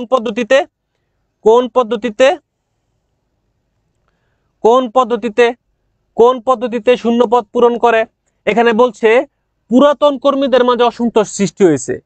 আবার বলছে প্রতিষ্ঠানের মাঝে থাকা, মানে প্রতিষ্ঠানে যেই কর্মীরা কর্মরত আছে প্রতিষ্ঠানের মাঝে থাকা কর্মীদের মধ্য হতেই শূন্য পদ পূরণ করে। তাহলে কোন পদ্ধতিতে শূন্য পদ পূরণ করে? পদোন্নতি। উত্তর হবে পদোন্নতির মাধ্যমে। পদোন্নতি, ঠিক আছে। উত্তর হবে কি? উত্তর হবে পদোন্নতি। ক্লিয়ার? উত্তর হবে এই অভ্যন্তরীণ বলছে কে? এটা বলছে কোন পদ্ধতি। এখানে কি উৎস বলছে? উৎস বলে নাই, উৎস বলছে এইটা, এটা হচ্ছে বাহ্যিক উৎস। এখানে যদি বলতো উৎস কি যদি বলতো উৎস হচ্ছে অভ্যন্তরীণ উৎস। আমার প্রশ্ন বুঝতে হবে। উৎস হচ্ছে অভ্যন্তরীণ, কিন্তু পদ্ধতি হচ্ছে কি? পদ্ধতি হচ্ছে আমার পদোন্নতি পদ্ধতি, আর উৎস হচ্ছে কি? অভ্যন্তরীণ উৎস, আর পদ্ধতি হচ্ছে পদোন্নতি পদ্ধতি। এই জিনিসটা আমার কি হতে হবে? ক্লিয়ার হতে হবে। এটা কি উৎস নাকি পদ্ধতি? পদাবর্তন কে বলছে? তারা দিতে হবে মায়ের। এটা কি পদাবর্তন? এটা কি কোনো প্রশিক্ষণ? এটা কি কোনো প্রশিক্ষণ দিছে? এটা তো প্রশিক্ষণ না, এটা হচ্ছে শূন্য পদ পূরণ করছে। শূন্য পদ কি পূরণ করে, এটা কি প্রশিক্ষণ নাকি? এটা হচ্ছে কি পদোন্নতি হবে, পদোন্নতি। ঠিক আছে, কনসেপ্টটা ক্লিয়ার করো, পদোন্নতি। ওকে, আমরা পরের প্রশ্নে যাই। জনাব করিম একজন ব্যবস্থাপক, তাকে একই কোম্পানির বিভিন্ন শাখায় প্রেরণের মাধ্যমে, এই যে একই কোম্পানির বিভিন্ন শাখায় প্রেরণের মাধ্যমে প্রশিক্ষণ দেয়া হচ্ছে, এতে তার কাজের দক্ষতা অভিজ্ঞতা বৃদ্ধি পাচ্ছে। অন্যদিকে তার অধীনেই 20 জন নতুন কর্মীকে, এই যে নতুন কর্মীকে 6 মাসের প্রশিক্ষণে রাখা হয়েছে। প্রশিক্ষণের পর তাদের স্থায়ী নিয়োগ দেওয়া হবে। কতে প্রশ্ন করেছে, জনাব করিম কোন পদ্ধতিতে প্রশিক্ষণ নিচ্ছেন? করিম, এই যে করিম কিন্তু একটা প্রশিক্ষণ নিতেছে। করিমকে কি বলছে? একই কোম্পানির বিভিন্ন শাখায় প্রেরণের মাধ্যমে প্রশিক্ষণ দেওয়া হচ্ছে। তাহলে জনাব করিম কোন পদ্ধতিতে প্রশিক্ষণ নিচ্ছে বলো? জনাব করিম কোন পদ্ধতিতে প্রশিক্ষণ নিচ্ছে? জনাব করিম কোন ভিত্তিতে প্রশিক্ষণ নিচ্ছে?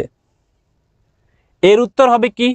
এর উত্তর হবে পদ আবর্তন পদ্ধতি। পদ আবর্তন পদ্ধতি, ঠিক আছে, বা পদ পরিবর্তন। ওকে, নামগুলো মুখস্থ করতে হবে, কিচ্ছু করার নাই, এতদিন পড়া নাই, এখন পড়তে হবে, নামগুলো মুখস্থ করতে হবে। পদ আবর্তন পদ্ধতি। পরে বলছে 20 জন নতুন কর্মীকে কোন পদ্ধতিতে প্রশিক্ষণ দেওয়া হচ্ছে। তাহলে আমি একদম প্রথমটা পড়ছি। প্রথমটা কি পড়ছি? যে কখনো যদি স্থায়ী নিয়োগের জন্য যখন কি করা হয়, নতুন কর্মী, এই যে নতুন কর্মীদেরকে যখন প্রশিক্ষণ দেওয়া হয়, তখন সেটা কোন প্রশিক্ষণ? নতুন কর্মীদেরকে প্রশিক্ষণ দেওয়া হলে সেটা হচ্ছে শিক্ষানবিশ প্রশিক্ষণ। শিক্ষানবিশ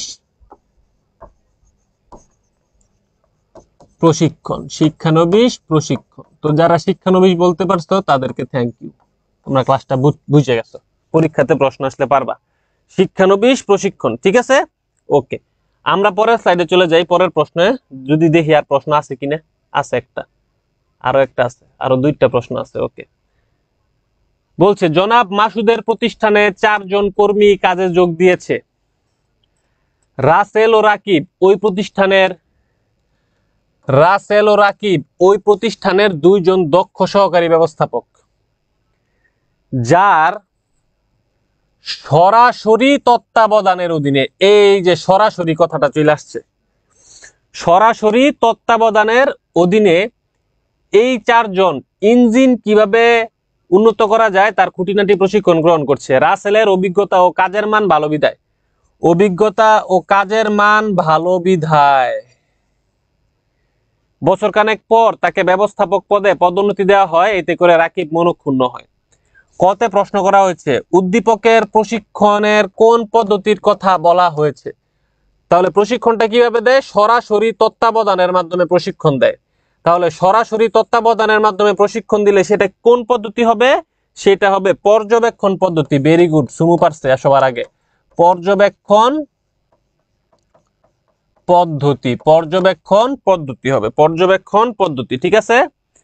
পদোন্নতির কোন ভিত্তিটি উদ্দীপকে অনুসরণ করা হয়েছে? পদোন্নতির কোন ভিত্তিটি? উত্তর হবে কি? উত্তর হবে যোগ্যতা। কি? যোগ্যতা ভিত্তিক পদোন্নতি। যোগ্যতা ভিত্তিক পদোন্নতি দেওয়া হয়েছে। যোগ্যতা ভিত্তিক পদোন্নতি কি দেওয়া হয়েছে, ঠিক আছে।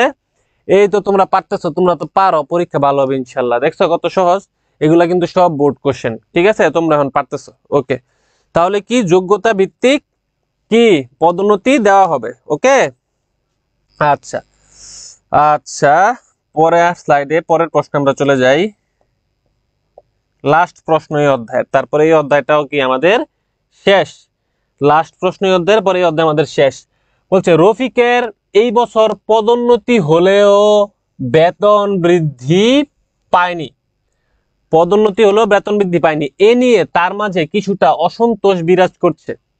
তাছাড়া কোম্পানি জরুরি ভিত্তিতে একটি প্রতিষ্ঠানের সহায়তায় 5 জন ডিজিটাল মার্কেটিং অফিসার নিয়োগ করেছে। একটি প্রতিষ্ঠানের সহায়তায় 5 জন ডিজিটাল মার্কেটিং অফিসার নিয়োগ দিয়েছে। কতে প্রশ্ন করছে, রহিমকে কোন ধরনের পদোন্নতি দেওয়া হয়েছে? রহিমকে কোন ধরনের পদোন্নতি দেওয়া হয়েছে? উত্তরটা কি হবে? উত্তরটা হবে কি? শুষ্ক পদোন্নতি, ড্রাই প্রমোশন, এই তো পারছে মিমিস। শুষ্ক পদোন্নতির নাম কি? মিমিস বলে। শুষ্ক পদোন্নতি দেওয়া হয়েছে, শুষ্ক পদোন্নতি দেওয়া হয়েছে। খতে প্রশ্ন করছে প্রতিষ্ঠানটি কোন উৎস, যে উৎস চাইছে, উৎস কোন উৎস থেকে অফিসার নিয়োগ করেছে? উত্তর হবে কি কোন উৎস বলতো দেখি? জরুরি ভিত্তিতে একটি প্রতিষ্ঠানের সহায়তায়, একটি প্রতিষ্ঠানের সহায়তায় হচ্ছে কি 5 জন ডিজিটাল মার্কেটিং অফিসার নিয়োগ দিয়েছে। বলো এটা কি?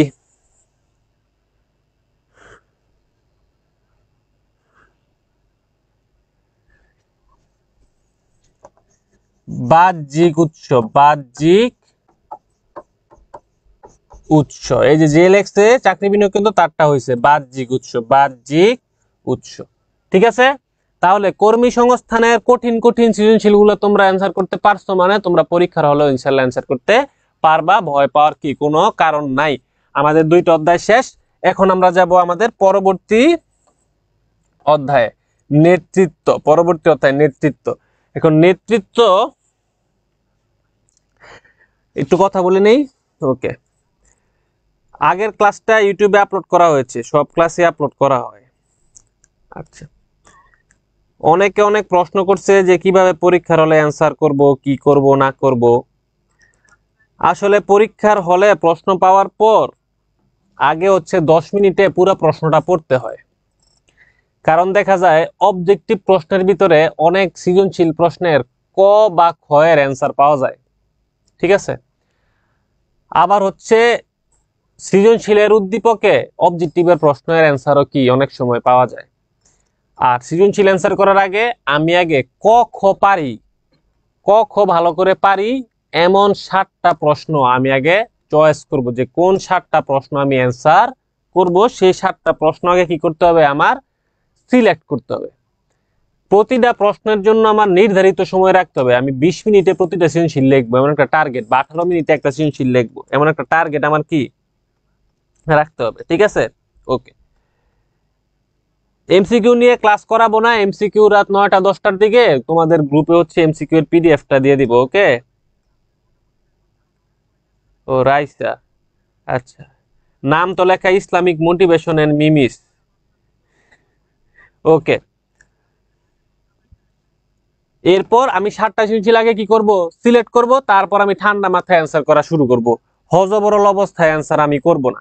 ঠিক আছে, আর হচ্ছে নীতি, কর্মী সংস্থান, সংগঠন, তৃতীয় অধ্যায়। তৃতীয় অধ্যায়টা কিন্তু কঠিন মনে হইলো, একবার যদি মাথায় পুরো টপিকটা সাজানো যায়, যে কোনগুলা পরিকল্পনার লক্ষ্য, কোনগুলো স্থায়ী পরিকল্পনা, কোনগুলো একার্থক পরিকল্পনা, কোনগুলো স্ট্র্যাটেজিক পরিকল্পনা, এটা একবার যদি বোঝা যায় তাহলে এই অধ্যায় থেকে অ্যান্সার করা খুবই সহজ। অবশ্যই নেতৃত্বের অধ্যায় থেকে অ্যান্সার করবা। নেতৃত্বের অধ্যায়টা খুবই ইজি, নিয়ন্ত্রণের অধ্যায়টাও খুবই ইজি, মোটামুটি ইজি, 2টা অধ্যায় খুবই ইজি। তো ওই 2টা অধ্যায় থেকেও অ্যান্সার করার কি চেষ্টা করবা। ঠিক আছে, সবচেয়ে সহজ হচ্ছে আমার মতে চতুর্থ, পঞ্চম, ষষ্ঠ, দশম আর প্রথম অধ্যায়। প্রথম অধ্যায় আর দ্বিতীয় অধ্যায়, এই 2টা অধ্যায় থেকে মিক্সড করে সৃজনশীল প্রশ্ন পরীক্ষাতে কি আসে। তো তোমরা হচ্ছে যে যে জিনিসগুলো পড়ছো সেগুলো ঠিক মতো মাথায় রাখতে পারলেই ভালো মতো কি করতে পারবা? অ্যান্সার করতে পারবা। ওকে, আর পিডিএফটা আমি দিয়ে দেওয়ার চেষ্টা করবো এমসিকিউটা রাত 9টার ভিতরে। একটা বললেই হয়। হ্যাঁ হ্যাঁ হ্যাঁ,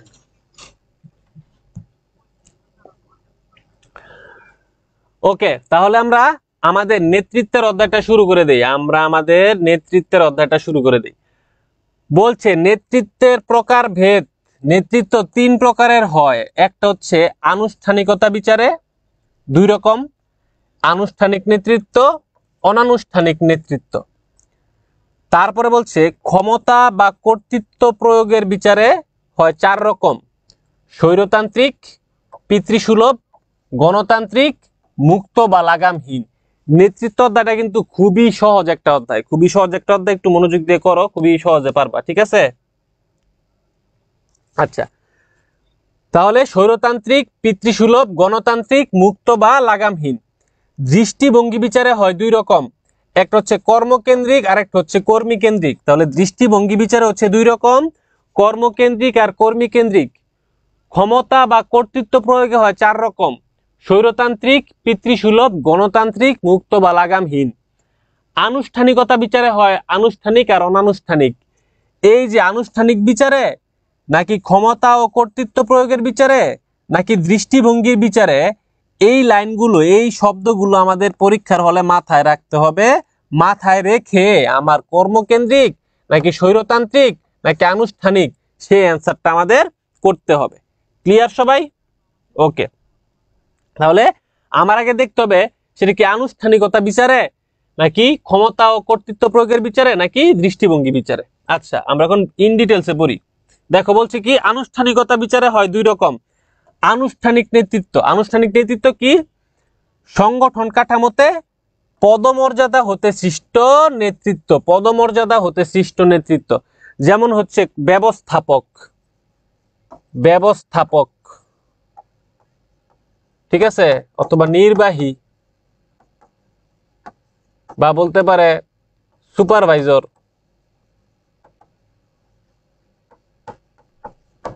ঠিক আছে, পরিচালক। তারা হচ্ছে কি আনুষ্ঠানিক নেতৃত্ব। তাদের নেতৃত্বকে বলা হয় কি আনুষ্ঠানিক নেতৃত্ব। কিসের বিচারে? আনুষ্ঠানিকতা বিচারে। আরেকটা আছে অনানুষ্ঠানিক নেতৃত্ব। সেটা কি? সাংগঠনিক নেতৃত্ব না থাকলেও কোনো ব্যক্তির বয়স অথবা তার বুদ্ধি, তার জন্মস্থান, তার রাজনৈতিক মতাদর্শের উপর ভিত্তি করে এই নেতৃত্ব কি হয়? তৈরি হয়। এটা হচ্ছে কোনো পদমর্যাদা হতে, প্রাতিষ্ঠানিক পদমর্যাদা হতে কি হয় না? সৃষ্টি হয় না। এটা বয়স, বুদ্ধি, জন্মস্থানের উপর ভিত্তি করে এই অনানুষ্ঠানিক নেতৃত্বটা কি হয়? একজন ব্যক্তির তৈরি হয়। ক্লিয়ার সবাই? আচ্ছা, আমরা পরের স্লাইডে যাই। আনুষ্ঠানিক নেতৃত্ব 2 রকমের: আনুষ্ঠানিকতা বিচারে আনুষ্ঠানিক, অনানুষ্ঠানিক। শেষ।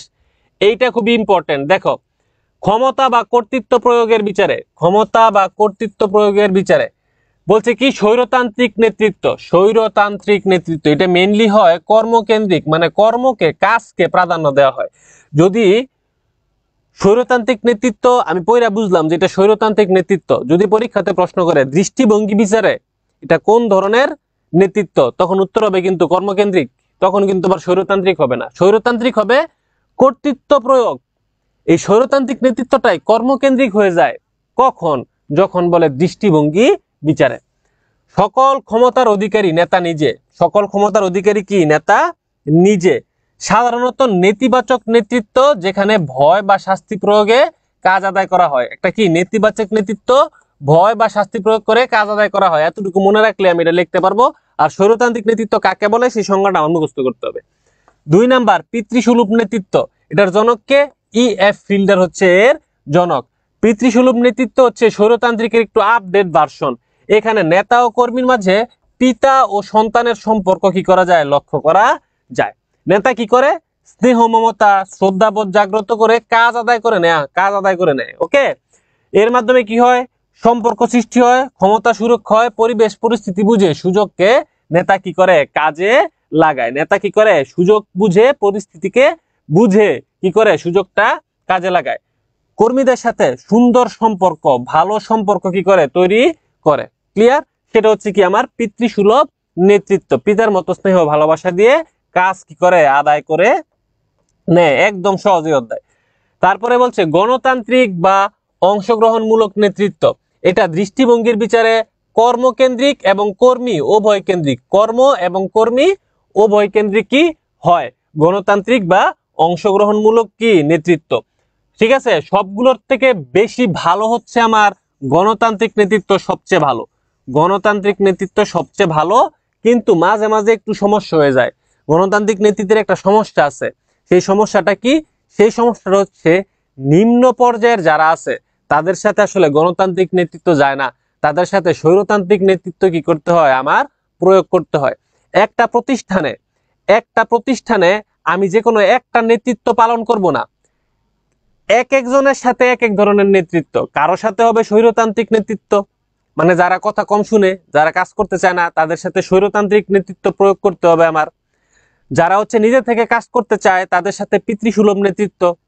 যারা হচ্ছে কি একটু অ্যাডভান্স লেভেলের কর্মী, যাদের সাথে আলাপ আলোচনা করলে তারা খুশি হয়, তাদের কাছ থেকেও বিভিন্ন বুদ্ধি পরামর্শ পাওয়া যায়, তাদের সাথে আমি করব কি? গণতান্ত্রিক বা অংশগ্রহণমূলক নেতৃত্ব। তার মানে সবার সাথে যে আমি পুরো প্রতিষ্ঠানে যে গণতান্ত্রিক নেতৃত্ব চলবে, ব্যাপারটা আসলে এমন না। কোন পর্যায়ের কর্মীদের সাথে বা কেমন কর্মীদের সাথে কেমন নেতৃত্ব আমি প্রদর্শন করব, সেইটা আমার কি করতে হবে, সেটা আমার কর্মী ভেদে আলাদা আলাদা হবে। ক্লিয়ার? আচ্ছা, নরমালি সবচেয়ে ভালো হচ্ছে গণতান্ত্রিক নেতৃত্ব। ঠিক আছে, বলছে স্বৈরতান্ত্রিক নেতৃত্বের বিপরীত, এটা অবজেক্টিভে আসে যে স্বৈরতান্ত্রিক নেতৃত্বের বিপরীত কোনটা, গণতান্ত্রিক নেতৃত্ব। নেতা সকল ক্ষমতা নিজের কাছে রাখে না, কর্মীদের কাছেও দেয় কিছু। সিদ্ধান্ত গ্রহণে কর্মীদের পরামর্শ ও তাদের অংশগ্রহণ কি করে, নিশ্চিত করে। আধুনিক ব্যবস্থাপনায় এই নেতৃত্ব কি করা হয়, অবলম্বন করা হয়। এই মেইন পয়েন্টটা হচ্ছে এই যে এটা, মেইন পয়েন্ট হচ্ছে এই যে এটা, সিদ্ধান্ত গ্রহণে কর্মীদের পরামর্শ ও তাদের অংশগ্রহণ কি করে, অংশগ্রহণ হচ্ছে নিশ্চিত করে। 4 নাম্বার হচ্ছে মুক্ত বা লাগামহীন নেতৃত্ব। এটা হচ্ছে কর্মী কেন্দ্রিক, পুরোটাই কর্মী কেন্দ্রিক, মানে কর্মীদেরকে ছাইড়া দেওয়া হয়, কর্মীদেরকে কোনো কিছু কি বলা হয় না। কর্মীরা অবাধ স্বাধীনতা ভোগ করে, কোনো জবাবদিহিতা নেই। প্রতিষ্ঠান লক্ষ্য অর্জন করতে পারে না, প্রতিষ্ঠান তার কাঙ্ক্ষিত লক্ষ্য কি করতে পারে না, অর্জন করতে পারে না। কর্মীরা অবাধ স্বাধীনতা কি করে, ভোগ করে। মুক্ত বা লাগামহীন নেতৃত্বে এখানে নেতা কোনো জোর জবরদস্তি করে না, কোনো জবাবদিহি করে না, কোনো কাজ ভাগ করে দেয় না, কোনো প্রেসার দেয় না, কিচ্ছু করে না, কর্মীদেরকে ছেড়ে দেয়, কাজ করলে করে, না করলে কি নাই। ঠিক আছে, তাহলে মুক্ত বা লাগামহীন নেতৃত্ব কি আমার ক্লিয়ার। থ্যাংক ইউ সাইদ আলিফ। মুক্ত বা লাগামহীন নেতৃত্ব আমার কি ক্লিয়ার, গণতান্ত্রিক বা অংশগ্রহণমূলক নেতৃত্ব আমার কি ক্লিয়ার। তাহলে এই নেতৃত্বগুলা আমরা তো পরীক্ষার জন্য পড়লাম, কিন্তু আমরা যখন আমাদের ব্যক্তি জীবনে কাজে লাগাবো তখন মানুষ বুঝে আমরা আমাদের নেতৃত্বকে কি করব, কাজে লাগাবো। কার সাথে আমার স্বৈরতান্ত্রিক হইতে হবে সেটা আমার বুঝতে হবে। সবার সাথে তো আমি গণতান্ত্রিক হইলে পারবো না, সবাইকে আমি পিতৃসুলভ নেতৃত্ব দিয়েও কি করতে পারবো না, কন্ট্রোল করতে পারবো না। কাকে পিতৃসুলভ, কোন কর্মীদের সাথে আমি পিতৃসুলভ নেতৃত্ব প্রদর্শন করব, এটা আমার বুঝতে হবে। কোন কর্মীদের সাথে আমি স্বৈরতান্ত্রিক নেতৃত্ব প্রদর্শন করব, এটা আমার কি করতে হবে, বুঝতে হবে। আমি যদি লেবারদের কাছে যাই, একজন সুপারভাইজার যদি লেবারদের কাছে যায়, আর লেবারদের কাছে যেয়ে যদি সে গণতান্ত্রিক বা অংশগ্রহণমূলক নেতৃত্ব করে, লেবারদেরকে সে জিজ্ঞাসা করবে, আমরা তো 8 ঘন্টা কাজ করব, আপনারা বলেন আপনারা কয় ঘন্টা কাজ করলে খুশি। লেবাররা বলবে আমরা কাজই করতে চাই না, আমাদের বেতন দিয়ে দেন। ঠিক আছে, তো এই কারণে আমার বুঝতে হবে কি, যে কাদের সাথে আমি কোন ধরনের নেতৃত্ব প্রয়োগ করব। লেবার শ্রমিক যারা হচ্ছে একদম ফিল্ডে কাজ করে, তাদের সাথে স্বৈরতান্ত্রিক হওয়া ছাড়া উপায় নাই, নয়তো তারা কাজ করবে না। কারণ তাদের শিক্ষাগত যোগ্যতা একটু কম থাকে, তারা একটু উগ্র থাকে বেশি, এজন্য তাদের সাথে স্বৈরতান্ত্রিক আমার হইতেই হবে। ক্লিয়ার? তার মানে কোন কর্মীদের সাথে আমি কোন নেতৃত্ব মানে ফুটাই তুলবো বা কোন নেতৃত্ব আমি দেখাবো, সেটা আমার বুঝতে হবে। কর্মীরা কোন ধরনের বা কোন লেভেলের কর্মী সেটার উপর ভিত্তি করে। ঠিক আছে, তার মানে একজন নেতার ভিতরে এই 4টা নেতৃত্বের গুণই থাকতে হবে। একজন নেতার ভিতরে 4টা নেতৃত্বের গুণই কি থাকা বাধ্যতামূলক। একজন নেতার ভিতরে শুধু গণতান্ত্রিক নেতৃত্ব থাকলে চলবে না, 4টাই থাকতে হবে। কোন কর্মী আছে যাদেরকে আমার ছেড়ে দিতে হবে, তাদেরকে কিছু বলা যাবে না। প্রতিষ্ঠানে কিছু এক্সট্রাঅর্ডিনারি কি থাকে, কর্মী বা এমপ্লয়ি থাকে, তাদেরকে যদি আমি কাজের প্রেসার দেই, আমি যদি কাজটা বলি যে এই কাজগুলা করো, তাহলে সে যে কাজটা করবে, তাকে যদি আমি ছাইড়ে দেই, কিছু না বলি, এর থেকে ভালো কাজ সে করবে। তো ওই সকল কর্মীদের ক্ষেত্রে আবার আমার কি লাগামহীন নেতৃত্ব অবলম্বন করতে হবে, কর্মীকে কর্মীর মতো কাজ করতে দিতে হবে। কারণ সে আমার অর্ডার পেয়ে যে সে যেই কাজ করে, আমি অর্ডার না দিলে সে তার থেকে ভালো আউটপুট নিয়ে আসে তার নিজস্ব সৃজনশীলতা দিয়া, কারণ সে এক্সট্রাঅর্ডিনারি কর্মী। তো ওই রকম কর্মীর উপর ভিত্তি করে আমার নেতৃত্বটাও এক একজনের উপর এক একজনের সাথে এক এক রকম হবে। তাহলে বোঝা গেল নেতৃত্ব কি শেষ, লাগামহীন নেতৃত্বটা মাত্র এবার বুঝাইলাম শেষ। এখন হচ্ছে নির্দেশনা। নির্দেশনা থেকে সবচাইতে ইম্পর্টেন্ট হচ্ছে এই যে পরামর্শমূলক নির্দেশনা, এটাই পরীক্ষাতে আসবে। নির্দেশনা থেকে যদি প্রশ্ন আসে, এই পরামর্শমূলক নির্দেশনায় আসবে, অন্য কোনো কিছু তেমন একটা আসবে না। আরেকটা আসে, সেটা হচ্ছে তত্ত্বাবধানের মাধ্যমে নির্দেশনা, এটা 2টা। এই 2টা নির্দেশনা ছাড়া বাকি নির্দেশনা পরীক্ষাতে আসে না। ঠিক আছে, তাহলে নির্দেশনার প্রকার আছে মেইনলি হচ্ছে 3টা। কি কি? তত্ত্বাবধানের মাধ্যমে নির্দেশনা, যোগাযোগের মাধ্যমে নির্দেশনা, নেতৃত্বের মাধ্যমে নির্দেশনা। নেতৃত্বের মাধ্যমে নির্দেশনা আছে আবার 3 রকমের। কি কি? স্বৈরাচারী নির্দেশনা, পিতৃসুলভ নির্দেশনা, পরামর্শমূলক নির্দেশনা। এই পরামর্শমূলক নির্দেশনা পরীক্ষাতে কি হয়, আসে। আবার হচ্ছে কি, এই তত্ত্বাবধানের মাধ্যমে নির্দেশনা পরীক্ষাতে আসে। লাগামহীন নেতৃত্ব হচ্ছে কর্মীদেরকে আমি কোনো কাজের প্রেসার দিব না, কর্মীকে আমি ছেড়ে দিব, কর্মীর যেই কাজ করতে ইচ্ছা হয়, যেভাবে করতে ইচ্ছা হয় কর্মী সেইভাবে সেই কাজ করবে। মালিক বা নেতা কর্মীকে কোনো প্রেসার দিবে না, কর্মীকে কোনো অর্ডার দিবে না, কর্মী তার মন মতো কি করবে, কাজ করবে। এটাই হচ্ছে মুক্ত বা লাগামহীন নেতৃত্ব। তাহলে আমি নির্দেশনার প্রকারগুলো দেখলাম, এখন আমি ইন ডিটেলসে শিখার জন্য একটু ভিতরের দিকে যাই। বলছে কি, তত্ত্বাবধানের মাধ্যমে নির্দেশনা দেওয়ার পর সশরীরে থেকে কাজ দেখা, এটাই হচ্ছে মেইন লাইন। নির্দেশনা দেওয়ার পর সশরীরে থেকে কাজ দেখা, এই তত্ত্বাবধানের মাধ্যমে নির্দেশনা কারা দেয়? ফোরম্যান, সুপারভাইজার এই ধরনের নির্দেশনা কি করে দিয়ে থাকে। তাহলে ফোরম্যান আর সুপারভাইজাররা যে নির্দেশনা দেয় সেটা হচ্ছে তত্ত্বাবধানের মাধ্যমে নির্দেশনা, সেটা হচ্ছে তত্ত্বাবধানের মাধ্যমে কি নির্দেশনা। যোগাযোগের মাধ্যমে নির্দেশনা, এটা তেমন আসবে না পরীক্ষাতে, এটা তেমন ইম্পর্টেন্ট না। বলছে দেখো কি, মনে করো ভিডিও কনফারেন্স, অনলাইনে প্রধান অফিস থেকে শাখা অফিস পরিচালনা করা, দিক নির্দেশনা দেওয়া, এগুলাই হচ্ছে কি এই যোগাযোগের মাধ্যমে নির্দেশনার অন্তর্ভুক্ত। এটা তো ইম্পর্টেন্ট না, এটা মনে রাখবা যে নির্দেশনা দেওয়ার পর সশরীরে থেকে কাজ দেখা ও পরামর্শ দেওয়া। কারাই নির্দেশনা দেয়? ফোরম্যান এবং সুপারভাইজাররা এই নির্দেশনাটা কি করে? এই নির্দেশনাটা প্রদান করে। ক্লিয়ার সবাই? ওকে, পরেরটাই বলছে কি, নেতৃত্ব দানের মাধ্যমে নির্দেশনা। এটা আছে 3 রকম, স্বৈরতান্ত্রিক, স্বৈরাচারী, পিতৃসুলভ, আর একটা হচ্ছে পরামর্শমূলক। এটা ইম্পর্টেন্ট, এই জন্য সবুজ কালি দিয়ে লিখছি। স্বৈরাচারী নির্দেশনা কি? স্বৈরতান্ত্রিক নেতৃত্বে যে নির্দেশনা দেওয়া হয় মূলত এই যে নিম্ন স্তরে লক্ষণীয়। নিম্ন স্তরে কি লক্ষণীয় একটু আগেই বলছি। পিতৃসুলভ নেতৃত্ব, পিতৃতান্ত্রিক নেতৃত্ব যে নির্দেশনা দেয় সেটাই পিতৃসুলভ নির্দেশনা। পরামর্শমূলক নির্দেশনা কি? গণতান্ত্রিক নেতৃত্বে যে নির্দেশনা দেওয়া হয়, গণতান্ত্রিক বা অংশগ্রহণমূলক নেতৃত্বে যে নির্দেশনা দেওয়া হয় সেটাই পরামর্শমূলক নির্দেশনা। পরামর্শ করার কারণে নেতা তার কর্মীদের সক্রিয় সমর্থন লাভ করে। নেতা তার কর্মীদের সক্রিয় সমর্থন লাভ করে, মানে কর্মীরা সরাসরি নেতাকে কি করে? সাপোর্ট করে। কেন? নেতা কর্মীদের সাথে পরামর্শ করার কারণে। কর্মীদের কাজের আগ্রহ কি পায়? বৃদ্ধি পায়। কোন নির্দেশনায়? পরামর্শমূলক নির্দেশনায়। পরামর্শমূলক নির্দেশনা, পরামর্শমূলক নির্দেশনায়। পারস্পরিক যোগাযোগ ও সমন্বয় বৃদ্ধি পায়, স্বেচ্ছাচারিতা হ্রাস পায়। পারস্পরিক, এটা ইম্পর্টেন্ট, পারস্পরিক যোগাযোগ ও সমন্বয় কি পায়? বৃদ্ধি পায়। সিদ্ধান্ত গ্রহণে একটু কি হয়? লেট হয়। সিদ্ধান্ত গ্রহণে একটু লেট হয়। ওকে, আচ্ছা। নিম্ন স্তরের ব্যক্তিদেরকে তত্ত্বাবধান নির্দেশনা দেওয়া হয়, কিন্তু যদি প্রশ্ন করে নেতৃত্ব দানের মাধ্যমে কোন নির্দেশনা দেওয়া হয় নিম্ন স্তরেরদেরকে, তখন উত্তর হবে স্বৈরাচারী নির্দেশনা। ঠিক আছে? ওকে, তাহলে আমরা এই 3টা নির্দেশনা কি পড়লাম। এখন আমরা সৃজনশীল সলভ করি। বলছে মিস্টার জামাল একজন জেনারেল ম্যানেজার। মিস্টার জামাল একজন কি? General manager. তিনি কারখানার বিভাগীয় প্রধানদের সাথে প্রায়শই সভা করেন। বিভাগীয় প্রধানদের সাথে প্রায়শই সভা করেন। সকলের পরামর্শ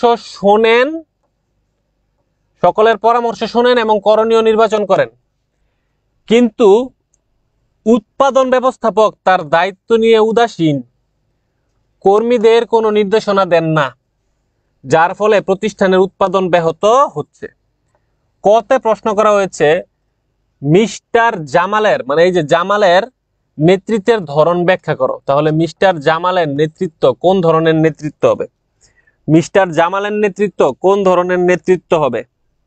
মিস্টার জামালের নেতৃত্ব, মিস্টার জামাল কি করে দেখেন, সকলের পরামর্শ শোনেন এবং করণীয় নির্বাচন করেন। সকলের পরামর্শ শোনেন এবং করণীয় নির্বাচন করেন। তাহলে মিস্টার জামালেরটা হবে গণতান্ত্রিক নেতৃত্ব। গণতান্ত্রিক নেতৃত্ব, গণতান্ত্রিক নেতৃত্ব। খতে প্রশ্ন করছে, ঠিক আছে, সাদিম, সুমাইয়া, তামান্না, ঠিক আছে, ইসলামিক মোটিভেশন, ঠিক আছে, রুহানি, ঠিক আছে, ওকে, আবিব, ওকে। পরেরটা বলো, উৎপাদন ব্যবস্থাপকের গৃহীত নেতৃত্ব। উৎপাদন ব্যবস্থাপকের গৃহীত নেতৃত্ব প্রতিষ্ঠানের লক্ষ্য অর্জনে বাধা। তুমি কি একমত কিনা? আমরা অবশ্যই একমত। আমরা অবশ্যই কি একমত। কেন একমত? কারণ এটা কোন নেতৃত্ব? কারণ এটা হচ্ছে লাগামহীন নেতৃত্ব। লাগামহীন নেতৃত্ব। আর লাগামহীন নেতৃত্ব যদি পুরাপুরি ভাবে ফলো করা হয় তাহলে প্রতিষ্ঠান তার লক্ষ্য অর্জনে পৌঁছাতে পারে না। ঠিক আছে? তাহলে উত্তর হবে কি লাগামহীন নেতৃত্ব। যারা লাগামহীন বলছো তাদেরকে ভেরি গুড। স্বৈরাচারী কোন দুঃখে হবে রে? ওইটি তো লাগামহীন নেতৃত্ব। ওকে সিয়াম, ওকে। এরপরে বলছে কি বলছে জনাব নাহিদ এবি গ্রুপের একজন ব্যবস্থাপক, তিনি কর্মীদের সাথে আলোচনার মাধ্যমে তাদের মতামতকে গুরুত্ব দিয়ে সিদ্ধান্ত গ্রহণ করেন। কর্মীদের সাথে কি করে? আলোচনার মাধ্যমে তাদের মতামতকে গুরুত্ব দিয়ে সিদ্ধান্ত গ্রহণ করেন ও যাবতীয় দিক নির্দেশনা কি করেন? প্রদান করেন। তিনি তার অধীনে থাকা সুপারভাইজারকেও, কাকে? সুপারভাইজারকে, তার অধীনে থাকা সুপারভাইজারকেও এই পদ্ধতিতে নির্দেশনা দিতে বলেন। কিছুদিন পর দেখা যায় শ্রমিকেরা সুপারভাইজারের কথা শুনছে না ও ঠিকমতো তাদের কাজ করছে না। কতে বলেছে কি জনাব নাহিদ কোন ধরনের নির্দেশনা দেন? এই যে জনাব নাহিদ, সে কিভাবে নির্দেশনা দেয়? আলোচনার মাধ্যমে মতামতকে গুরুত্ব দিয়ে নির্দেশনা দেয়। তাহলে জনাব নাহিদ কোন ধরনের নির্দেশনা দেয় বলতো? জনাব নাহিদ কোন ধরনের নির্দেশনা দেয়? পরশ পরশ বলো, জনাব নাহিদ কোন ধরনের নির্দেশনা দেন? জনাব নাহিদ হচ্ছে পরামর্শমূলক নির্দেশনা দেন। কি নির্দেশনা? পরামর্শমূলক নির্দেশনা। পরামর্শমূলক নির্দেশনা। তার মানে দেখো, জনাব নাহিদ সুপারভাইজারকেও বলছে পরামর্শমূলক নির্দেশনা দিতে। তো সুপারভাইজার সাহেব ও নাহিদ সাহেবের কথা শুনে পরামর্শমূলক নির্দেশনা দেওয়া যখন শুরু করছে, তখন শ্রমিকেরা তার কথা আর শুনতেছে না। তাহলে এখন পরামর্শমূলক নির্দেশনা থেকে সরে এসে এই সমস্যা সমাধানে কোন নির্দেশনা অবলম্বন করতে হবে বলতো? কোন নির্দেশনা অবলম্বন করতে হবে? অবলম্বন করতে হবে স্বৈরাচারী নির্দেশনা। অবলম্বন করতে হবে কি? স্বৈরাচারী নির্দেশনা। স্বৈরাচারী নির্দেশনা কি অবলম্বন করতে হবে, তাহলে শ্রমিক কর্মীরা কি করবে? ঠিক মতো কাজ করবে। ওয়ালাইকুম আসসালাম।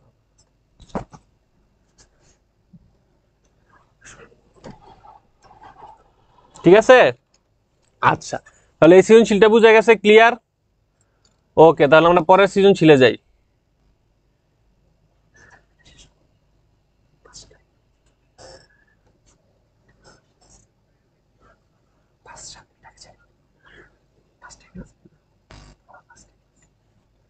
আমার তো আরেকটা অধ্যায় আছে, এটা মনে করেন 15-20 মিনিট। ওকে, তাহলে স্বৈরাচারী নির্দেশনা যারা বলছে তারা হবে পিতৃতান্ত্রিক দিলে হবে না। পিতৃতান্ত্রিক দিলে হবে না। শ্রমিক কর্মীদের সাথে পিতৃতান্ত্রিক নেতৃত্ব আসলে যায় না, তাদের সাথে সবসময় স্বৈরাচারী নেতৃত্ব করতে হয়। এটা আসলে একটা সহজ বৈশিষ্ট্য, নাহলে তারা কি করতে চায় না? কাজ করতে চায় না। ঠিক আছে, এটা দেখেন বলছে কি, জনাব সালমান এলাকার একজন বিজ্ঞ ব্যক্তি। এলাকায় তার আলাদা কি আছে? সুনাম আছে। সকলেই তার কাছে পরামর্শ গ্রহণের জন্য আসেন। সালমানের ভাই শাহরুখের নিজের একটি কারখানা আছে, যেখানে সে কর্মীদের চাপ প্রয়োগ করে কাজ আদায় করে নেয়। কিন্তু তার পাশের কারখানার মালিক সম্পূর্ণ বিপরীত নেতৃত্ব, বিপরীত, এই যে সম্পূর্ণ বিপরীত নেতৃত্ব অবলম্বন করেন, যার ফলে কর্মীরা মালিকের উপর সন্তুষ্ট।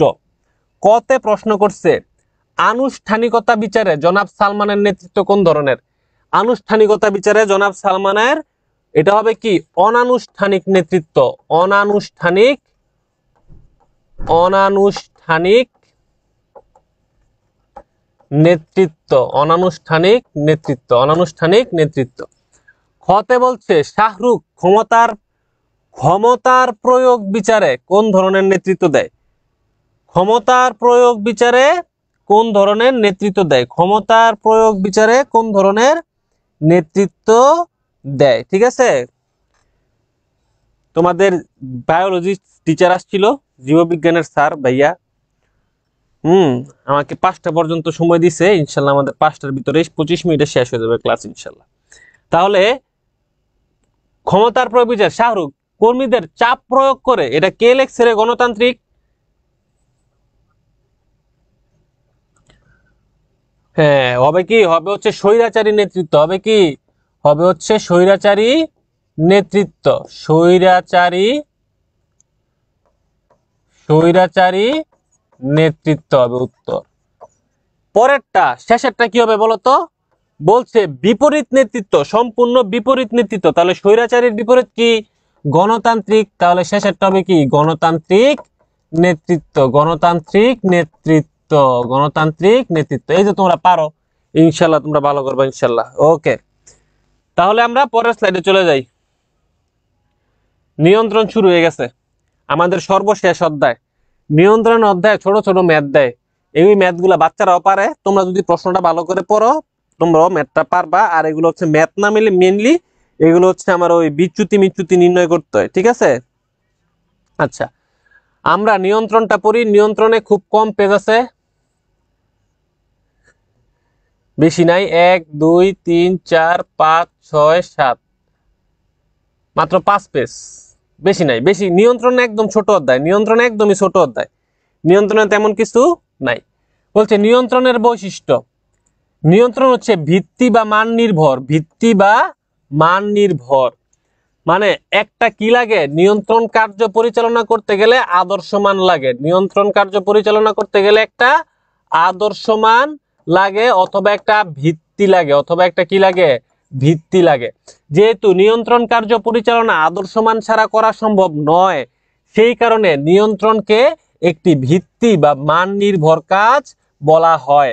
2, কালান্তিক কাজ, প্রাত্যহিক কাজ নয়। কালান্তিক মানে কি? কালান্তিক মানে হচ্ছে সাপ্তাহিক, মাসিক, কোয়ার্টার। কোয়ার্টার মানে হচ্ছে 3 মাস পর পর, বছরে 4টা কোয়ার্টার হয়। তারপর হচ্ছে অর্ধবার্ষিক, আরেকটা হচ্ছে বার্ষিক। তো এগুলা কি? এগুলো হচ্ছে কালান্তিক কাজ।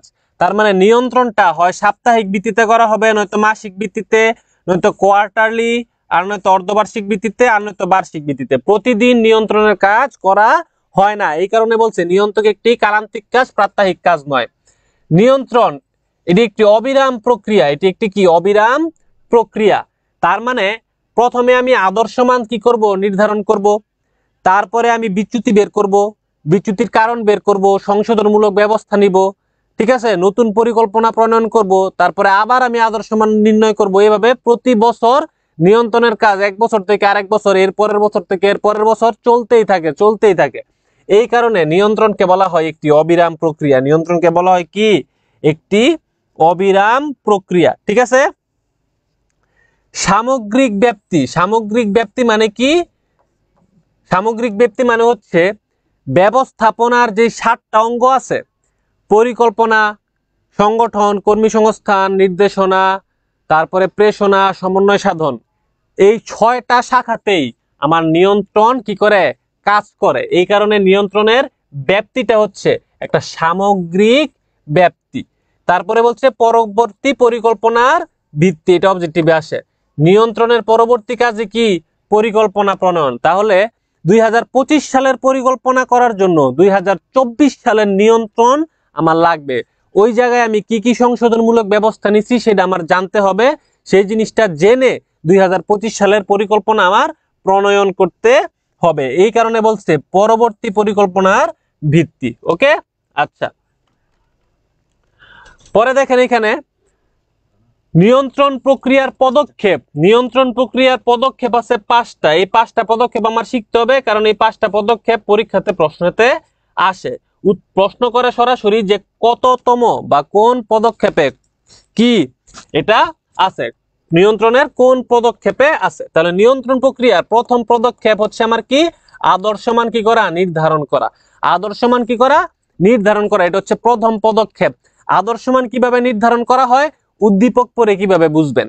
একজন কর্মী ঘন্টায় কত একক পণ্য উৎপাদন করবে? একটি মেশিন সপ্তাহে কত একক পণ্য তৈরি করবে? একজন বিক্রয় কর্মী কত একক পণ্য প্রতি সপ্তাহে বিক্রয় করবে? তার একটি নির্দিষ্ট পরিমাণ ঠিক করে দেওয়া। যেমন একজন কর্মী ঘন্টায় 20টা প্রোডাক্ট বানাবে, এই 20টা প্রোডাক্ট যে সে বানাবে এটা আমি সেট করে দিছি, এটাই হচ্ছে একটা আদর্শ মান।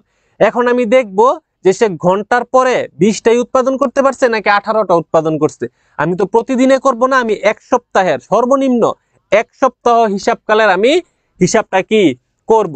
আবার আমি দেখলাম একজন বিক্রয় কর্মীকে আমি ঠিক করে দিচ্ছি সে মাসে 10,000 প্রোডাক্ট সেল করবে, কিন্তু মাস শেষে দেখা গেল সে 9,000 প্রোডাক্ট সেল করতে পারছে। 1,000 কেন পারে নাই সেটা আমি কি করব? নির্ণয় করব। এই যে 1,000 প্রোডাক্ট সে বিক্রয় করবে, সরি 10,000 প্রোডাক্ট সে বিক্রয় করবে, আমি যে 10,000 এই মানটা সেট করে দিছি, এটাই হচ্ছে আমার কি আদর্শ মান নির্ধারণ। এটা হচ্ছে আমার প্রথম পদক্ষেপ, নিয়ন্ত্রণের প্রথম পদক্ষেপ। 2 নম্বরে বলছে কার্যফল পরিমাপ করা, কার্যফলের পরিমাণ বের করা।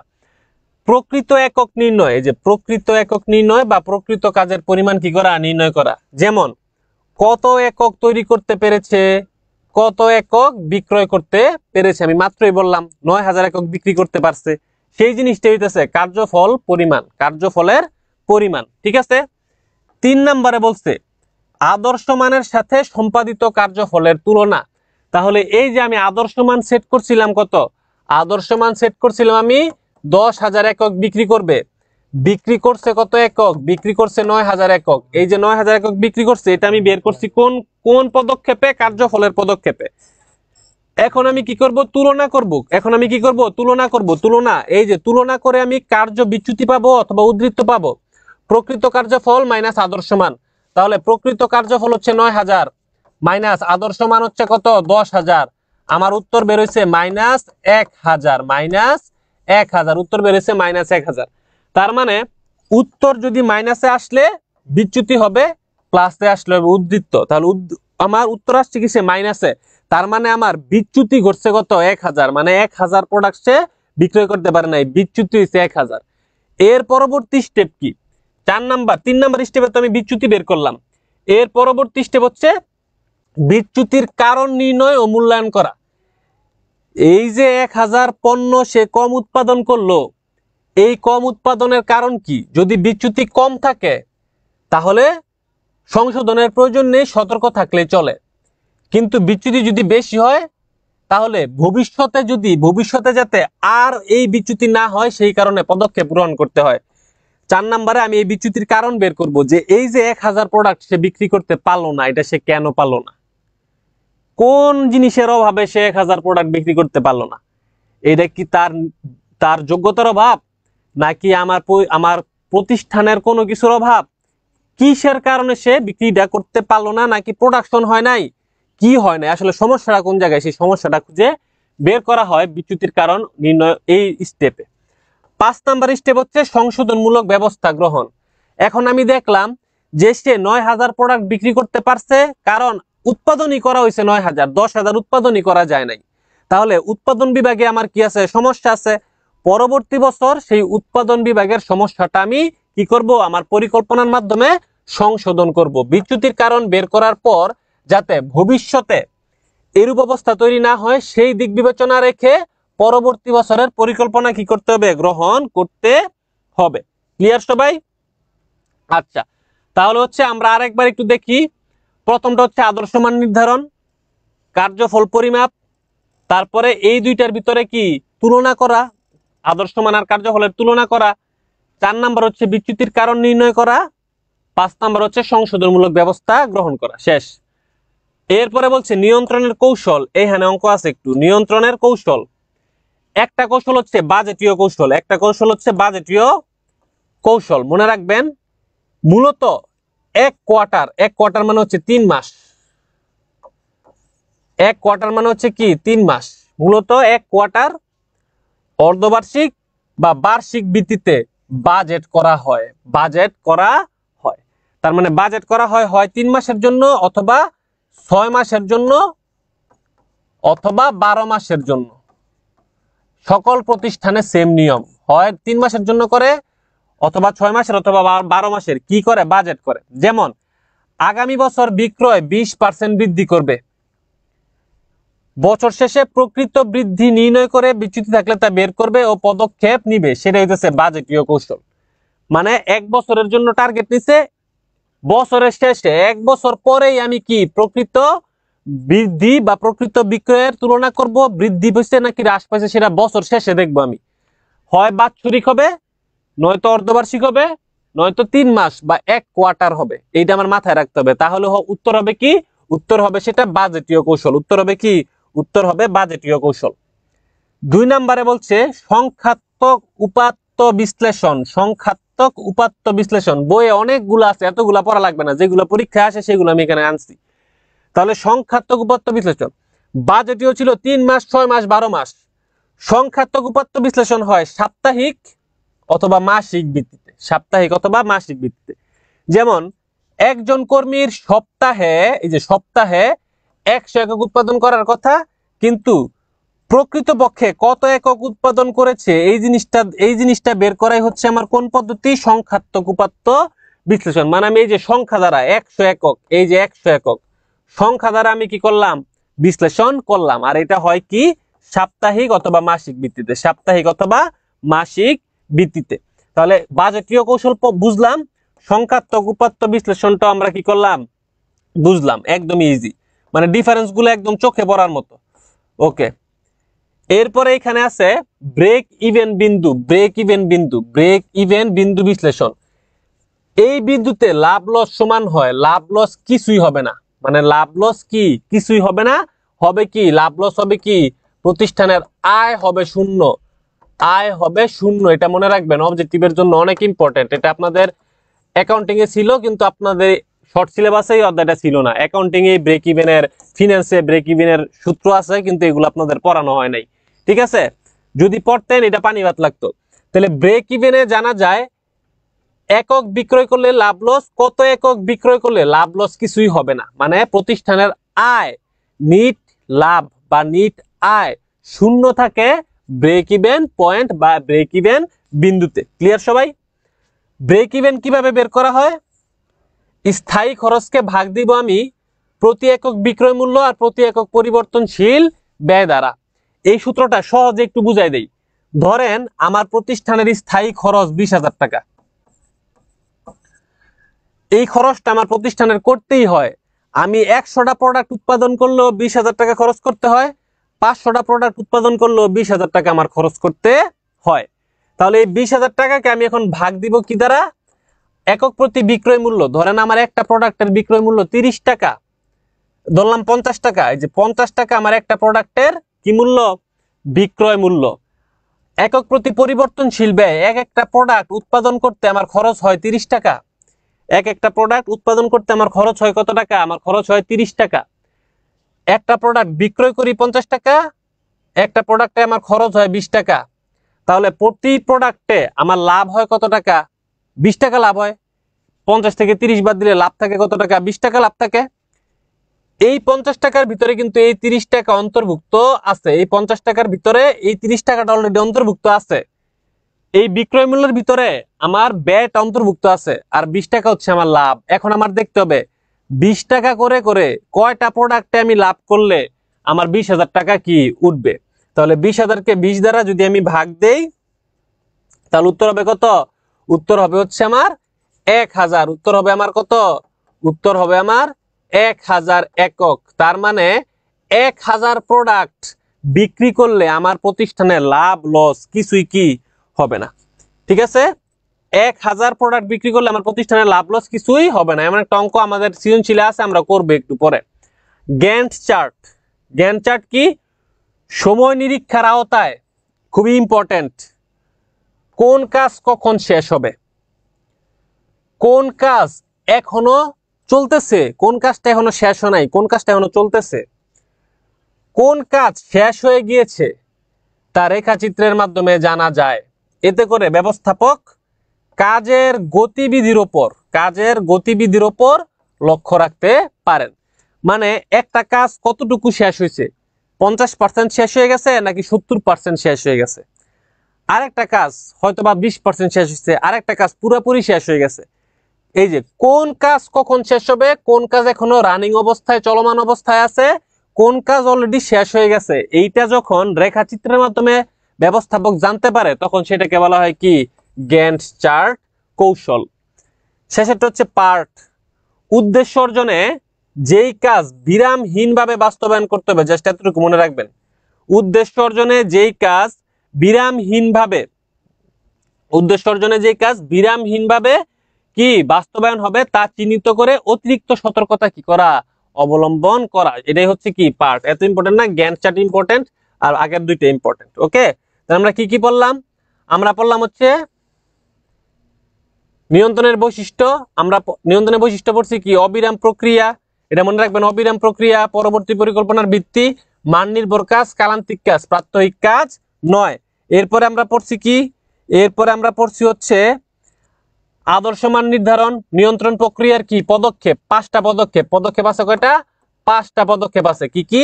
আদর্শ মান নির্ধারণ, কার্যফলের পরিমাপ করা, আদর্শ মানের সাথে সম্পর্কিত কার্যফলের তুলনা করা।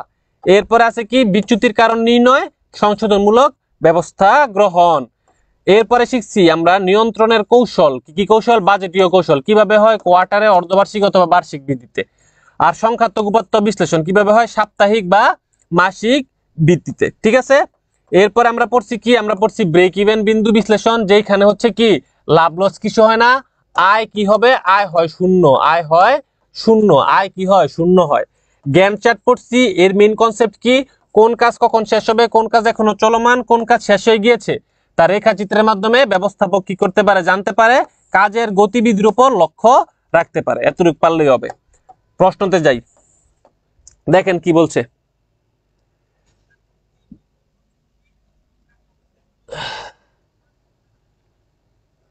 ক খ বোর্ডের প্রশ্ন বললেই হবে, অবজেক্টিভ বোর্ডের প্রশ্ন পড়ে গেলেই হবে। ঠিক আছে। বলছে জনাব সৈকত একজন বিক্রয় ব্যবস্থাপক, তিনি তার বিভাগের মাসিক বিক্রয় টার্গেট করেছে। মাসিক বিক্রয় টার্গেট করেছে 1 লক্ষ একক নির্ধারণ করে। মাসিক বিক্রয় টার্গেট 1 লক্ষ একক নির্ধারণ করে। 1 মাস পর দেখা গেল 10,000 পণ্য কম বিক্রয় হয়েছে। তিনি বিচ্যুতির কারণ বের করেন ও কাঙ্ক্ষিত লক্ষ্যমাত্রা অর্জনে কর্মীদেরকে দিক নির্দেশনা দেন। কি বের করছে? বিচ্যুতির কারণ কি করছে? বের করছে। বিচ্যুতির কারণ কি করছে? বের করছে। ঠিক আছে। কতে প্রশ্ন করছে জনাব সৈকত নিয়ন্ত্রণ প্রক্রিয়ায় কোন ধাপের সাহায্যে বিক্রি কম হওয়ার কারণ চিহ্নিত করেন? বলছে কোন ধাপের সাহায্যে বিক্রি কম হওয়ার কারণ চিহ্নিত করেন। কোন ধাপের সাহায্যে? ধাপ আসিল কয়টা? ধাপ ছিল 5টা। ধাপ ছিল 5টা। তো কোন ধাপের সাহায্যে বিক্রি কম হওয়ার কারণ কি করছে? চিহ্নিত করেছে। কোন ধাপের কারণে? উত্তর হবে চতুর্থ ধাপ। উত্তর হবে চতুর্থ ধাপ। চতুর্থ ধাপ। উত্তর হবে কি? চতুর্থ ধাপ। ঠিক আছে। ওকে। তারপরে ঘতে চতুর্থ ধাপ কি? চতুর্থ ধাপ ছিল বিচ্যুতির কারণ।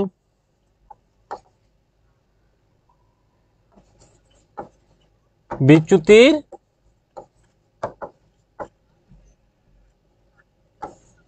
বিচ্যুতির কারণ নির্ধারণ ছিল চতুর্থ ধাপ। তাহলে চতুর্থ ধাপের সাহায্যে বিক্রি কম হওয়ার কারণটা কি করছে? চিহ্নিত করছে। খতে বলছে জনাব সৈকত নিয়ন্ত্রণের জন্য কোন কৌশল অবলম্বন করেন? জনাব সৈকত নিয়ন্ত্রণের জন্য কোন কৌশল অবলম্বন করেন? এখন দেখেন উনি মাসিক টার্গেট সেট করছিল। মাসিক টার্গেট, তাহলে মাসিক টার্গেট যদি সেট করে এটা হবে সংখ্যাত্মক উপাত্ত বিশ্লেষণ। সংখ্যাত্মক উপাত্ত বিশ্লেষণ কৌশল। এই কৌশলটা উনি অবলম্বন করেন। সংখ্যাত্মক উপাত্ত বিশ্লেষণ কৌশল। ক্লিয়ার? সবাই বুঝা গেছে? সবাই বুঝতে পারছেন? এই যে তামান্না ইসলাম পারছে, সুমু ওকে, এই তো বুঝে গেছে সবাই। Easy easy. তাহলে আমরা পরেরটায় যাই। ওহ, ম্যাথ এসে পড়ছে।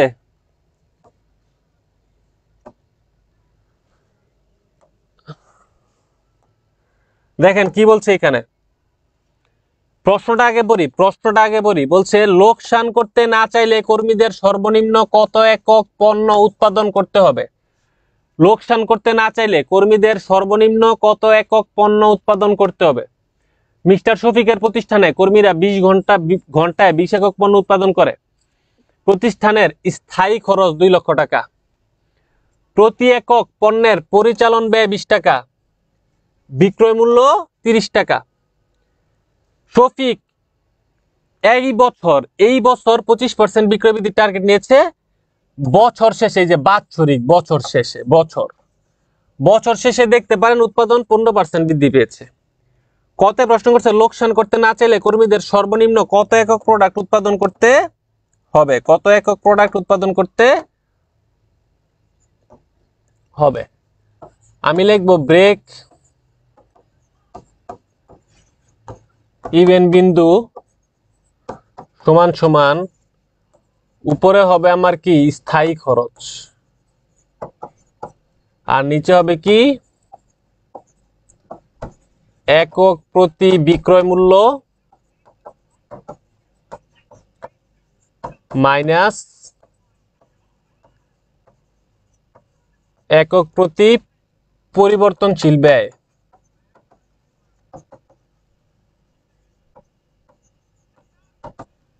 স্থায়ী খরচ ছিল কত টাকা? 2 লক্ষ টাকা। বিক্রয় মূল্য ছিল 30 টাকা, ব্যয় ছিল 20 টাকা। তাহলে উত্তর হবে কত টাকা? উত্তর হবে 20,000 টাকা। উত্তর হবে 20,000 একক। 20,000 একক। উত্তর হবে কত?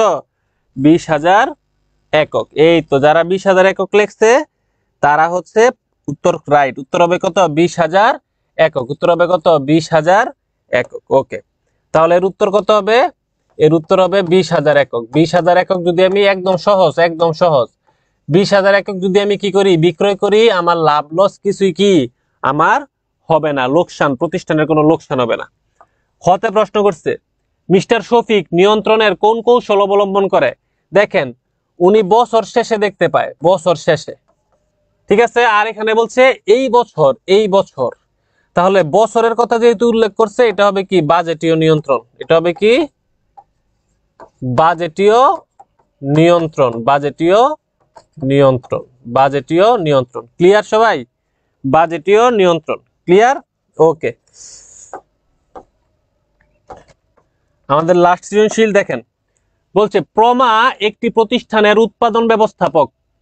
তিনি প্রতিটি কর্মীর জন্য আলাদা আলাদা লক্ষ্যমাত্রা নির্ধারণ করেন। নির্দিষ্ট সময় পর প্রত্যেকের কার্যফল কি করেন? পরিমাপ করেন। প্রয়োজনে সংশোধনমূলক ব্যবস্থা নেন ও পরামর্শ দান করেন। আবার বলছে কাজ শেষ হলে আবার নতুন লক্ষ্যমাত্রা কি করেন? নির্ধারণ করেন। এতে কর্মীদের ভুল ধীরে ধীরে কমে যাচ্ছে ও কাজের গতি কি হচ্ছে? কাজের গতি হচ্ছে বৃদ্ধি পাচ্ছে। তাছাড়া তিনি এমন একটি কৌশল অবলম্বন করে যেখানে কোন কাজ কখন শেষ হবে, কাজের অগ্রগতি কতটুকু তা জানতে পারেন এবং সে অনুযায়ী সিদ্ধান্ত নিতে পারেন। কতে প্রশ্ন করা হয়েছে প্রমার কার্যক্রমে নিয়ন্ত্রণের কোন বৈশিষ্ট্য ফুটে উঠেছে? এই বৈশিষ্ট্য বের করার জন্য আমি শুধুমাত্র এই পয়েন্টের এখানে আসলে দেখি, বলছে কি কাজ শেষ হলে আবার নতুন লক্ষ্যমাত্রা নির্ধারণ করেন। তার মানে কাজ শেষ হলে থাইমা যায় না, পরবর্তী বছরের জন্য আবার লক্ষ্যমাত্রা কি করে? নির্ধারণ করে। ঠিক আছে, তাহলে কোন বৈশিষ্ট্য ফুটে উঠেছে? উত্তর হবে অবিরত প্রক্রিয়া। অবিরত প্রক্রিয়ার বৈশিষ্ট্য কি ফুটে উঠেছে। খতে প্রশ্ন করছে নিয়ন্ত্রণের কোন কৌশলটি প্রমা কি করেন? অনুসরণ করেন। নিয়ন্ত্রণের কোন কৌশলটি প্রমা অনুসরণ করেন? তো আমরা পড়ছি গ্যান্ট চার্টের মাধ্যমে কি কোন কাজ কখন শেষ হবে, কাজের অগ্রগতি কতটুকু তা কি করা যায়? জানা যায়। তাহলে কোন কৌশল প্রমা অনুসরণ করেন? উত্তর হবে কি? Gantt chart. উত্তর হবে কি? গ্যান্ট চার্ট পদ্ধতি কি করে? অনুসরণ করে। ঠিক আছে, ওকে। তাহলে নিয়ন্ত্রণের চ্যাপ্টারও কি? নিয়ন্ত্রণের চ্যাপ্টার হচ্ছে শেষ। তাহলে এই ক্লাসটা আমরা এখন ইউটিউবে আপলোড করে দেব, সমস্যা নাই। আর ক্লাসের পিডিএফটা হচ্ছে ডেসক্রিপশন বক্সে দেওয়া থাকবে, তোমরা ইউটিউব থেকে ক্লাসটা যার যেখানে সমস্যা আছে করে নিও। ক্লিয়ার সবাই? আর যদি কারো কোনো সমস্যা থাকে তাহলে হচ্ছে ইউটিউবের কমেন্ট বক্সে অ্যান্সার করলেই আমি অ্যান্সার দিয়ে দেব। আজকের মতো এখানে আল্লাহ হাফেজ, ইনশাল্লাহ আবার দেখা হবে ফিনান্স ক্লাসে। ততদিন সবাই ভালো থেকো, সবাই ভালো মতো পরীক্ষা দিও, সবার জন্য অনেক অনেক দোয়া। আসসালামু আলাইকুম ওয়া রাহমাতুল্লাহ।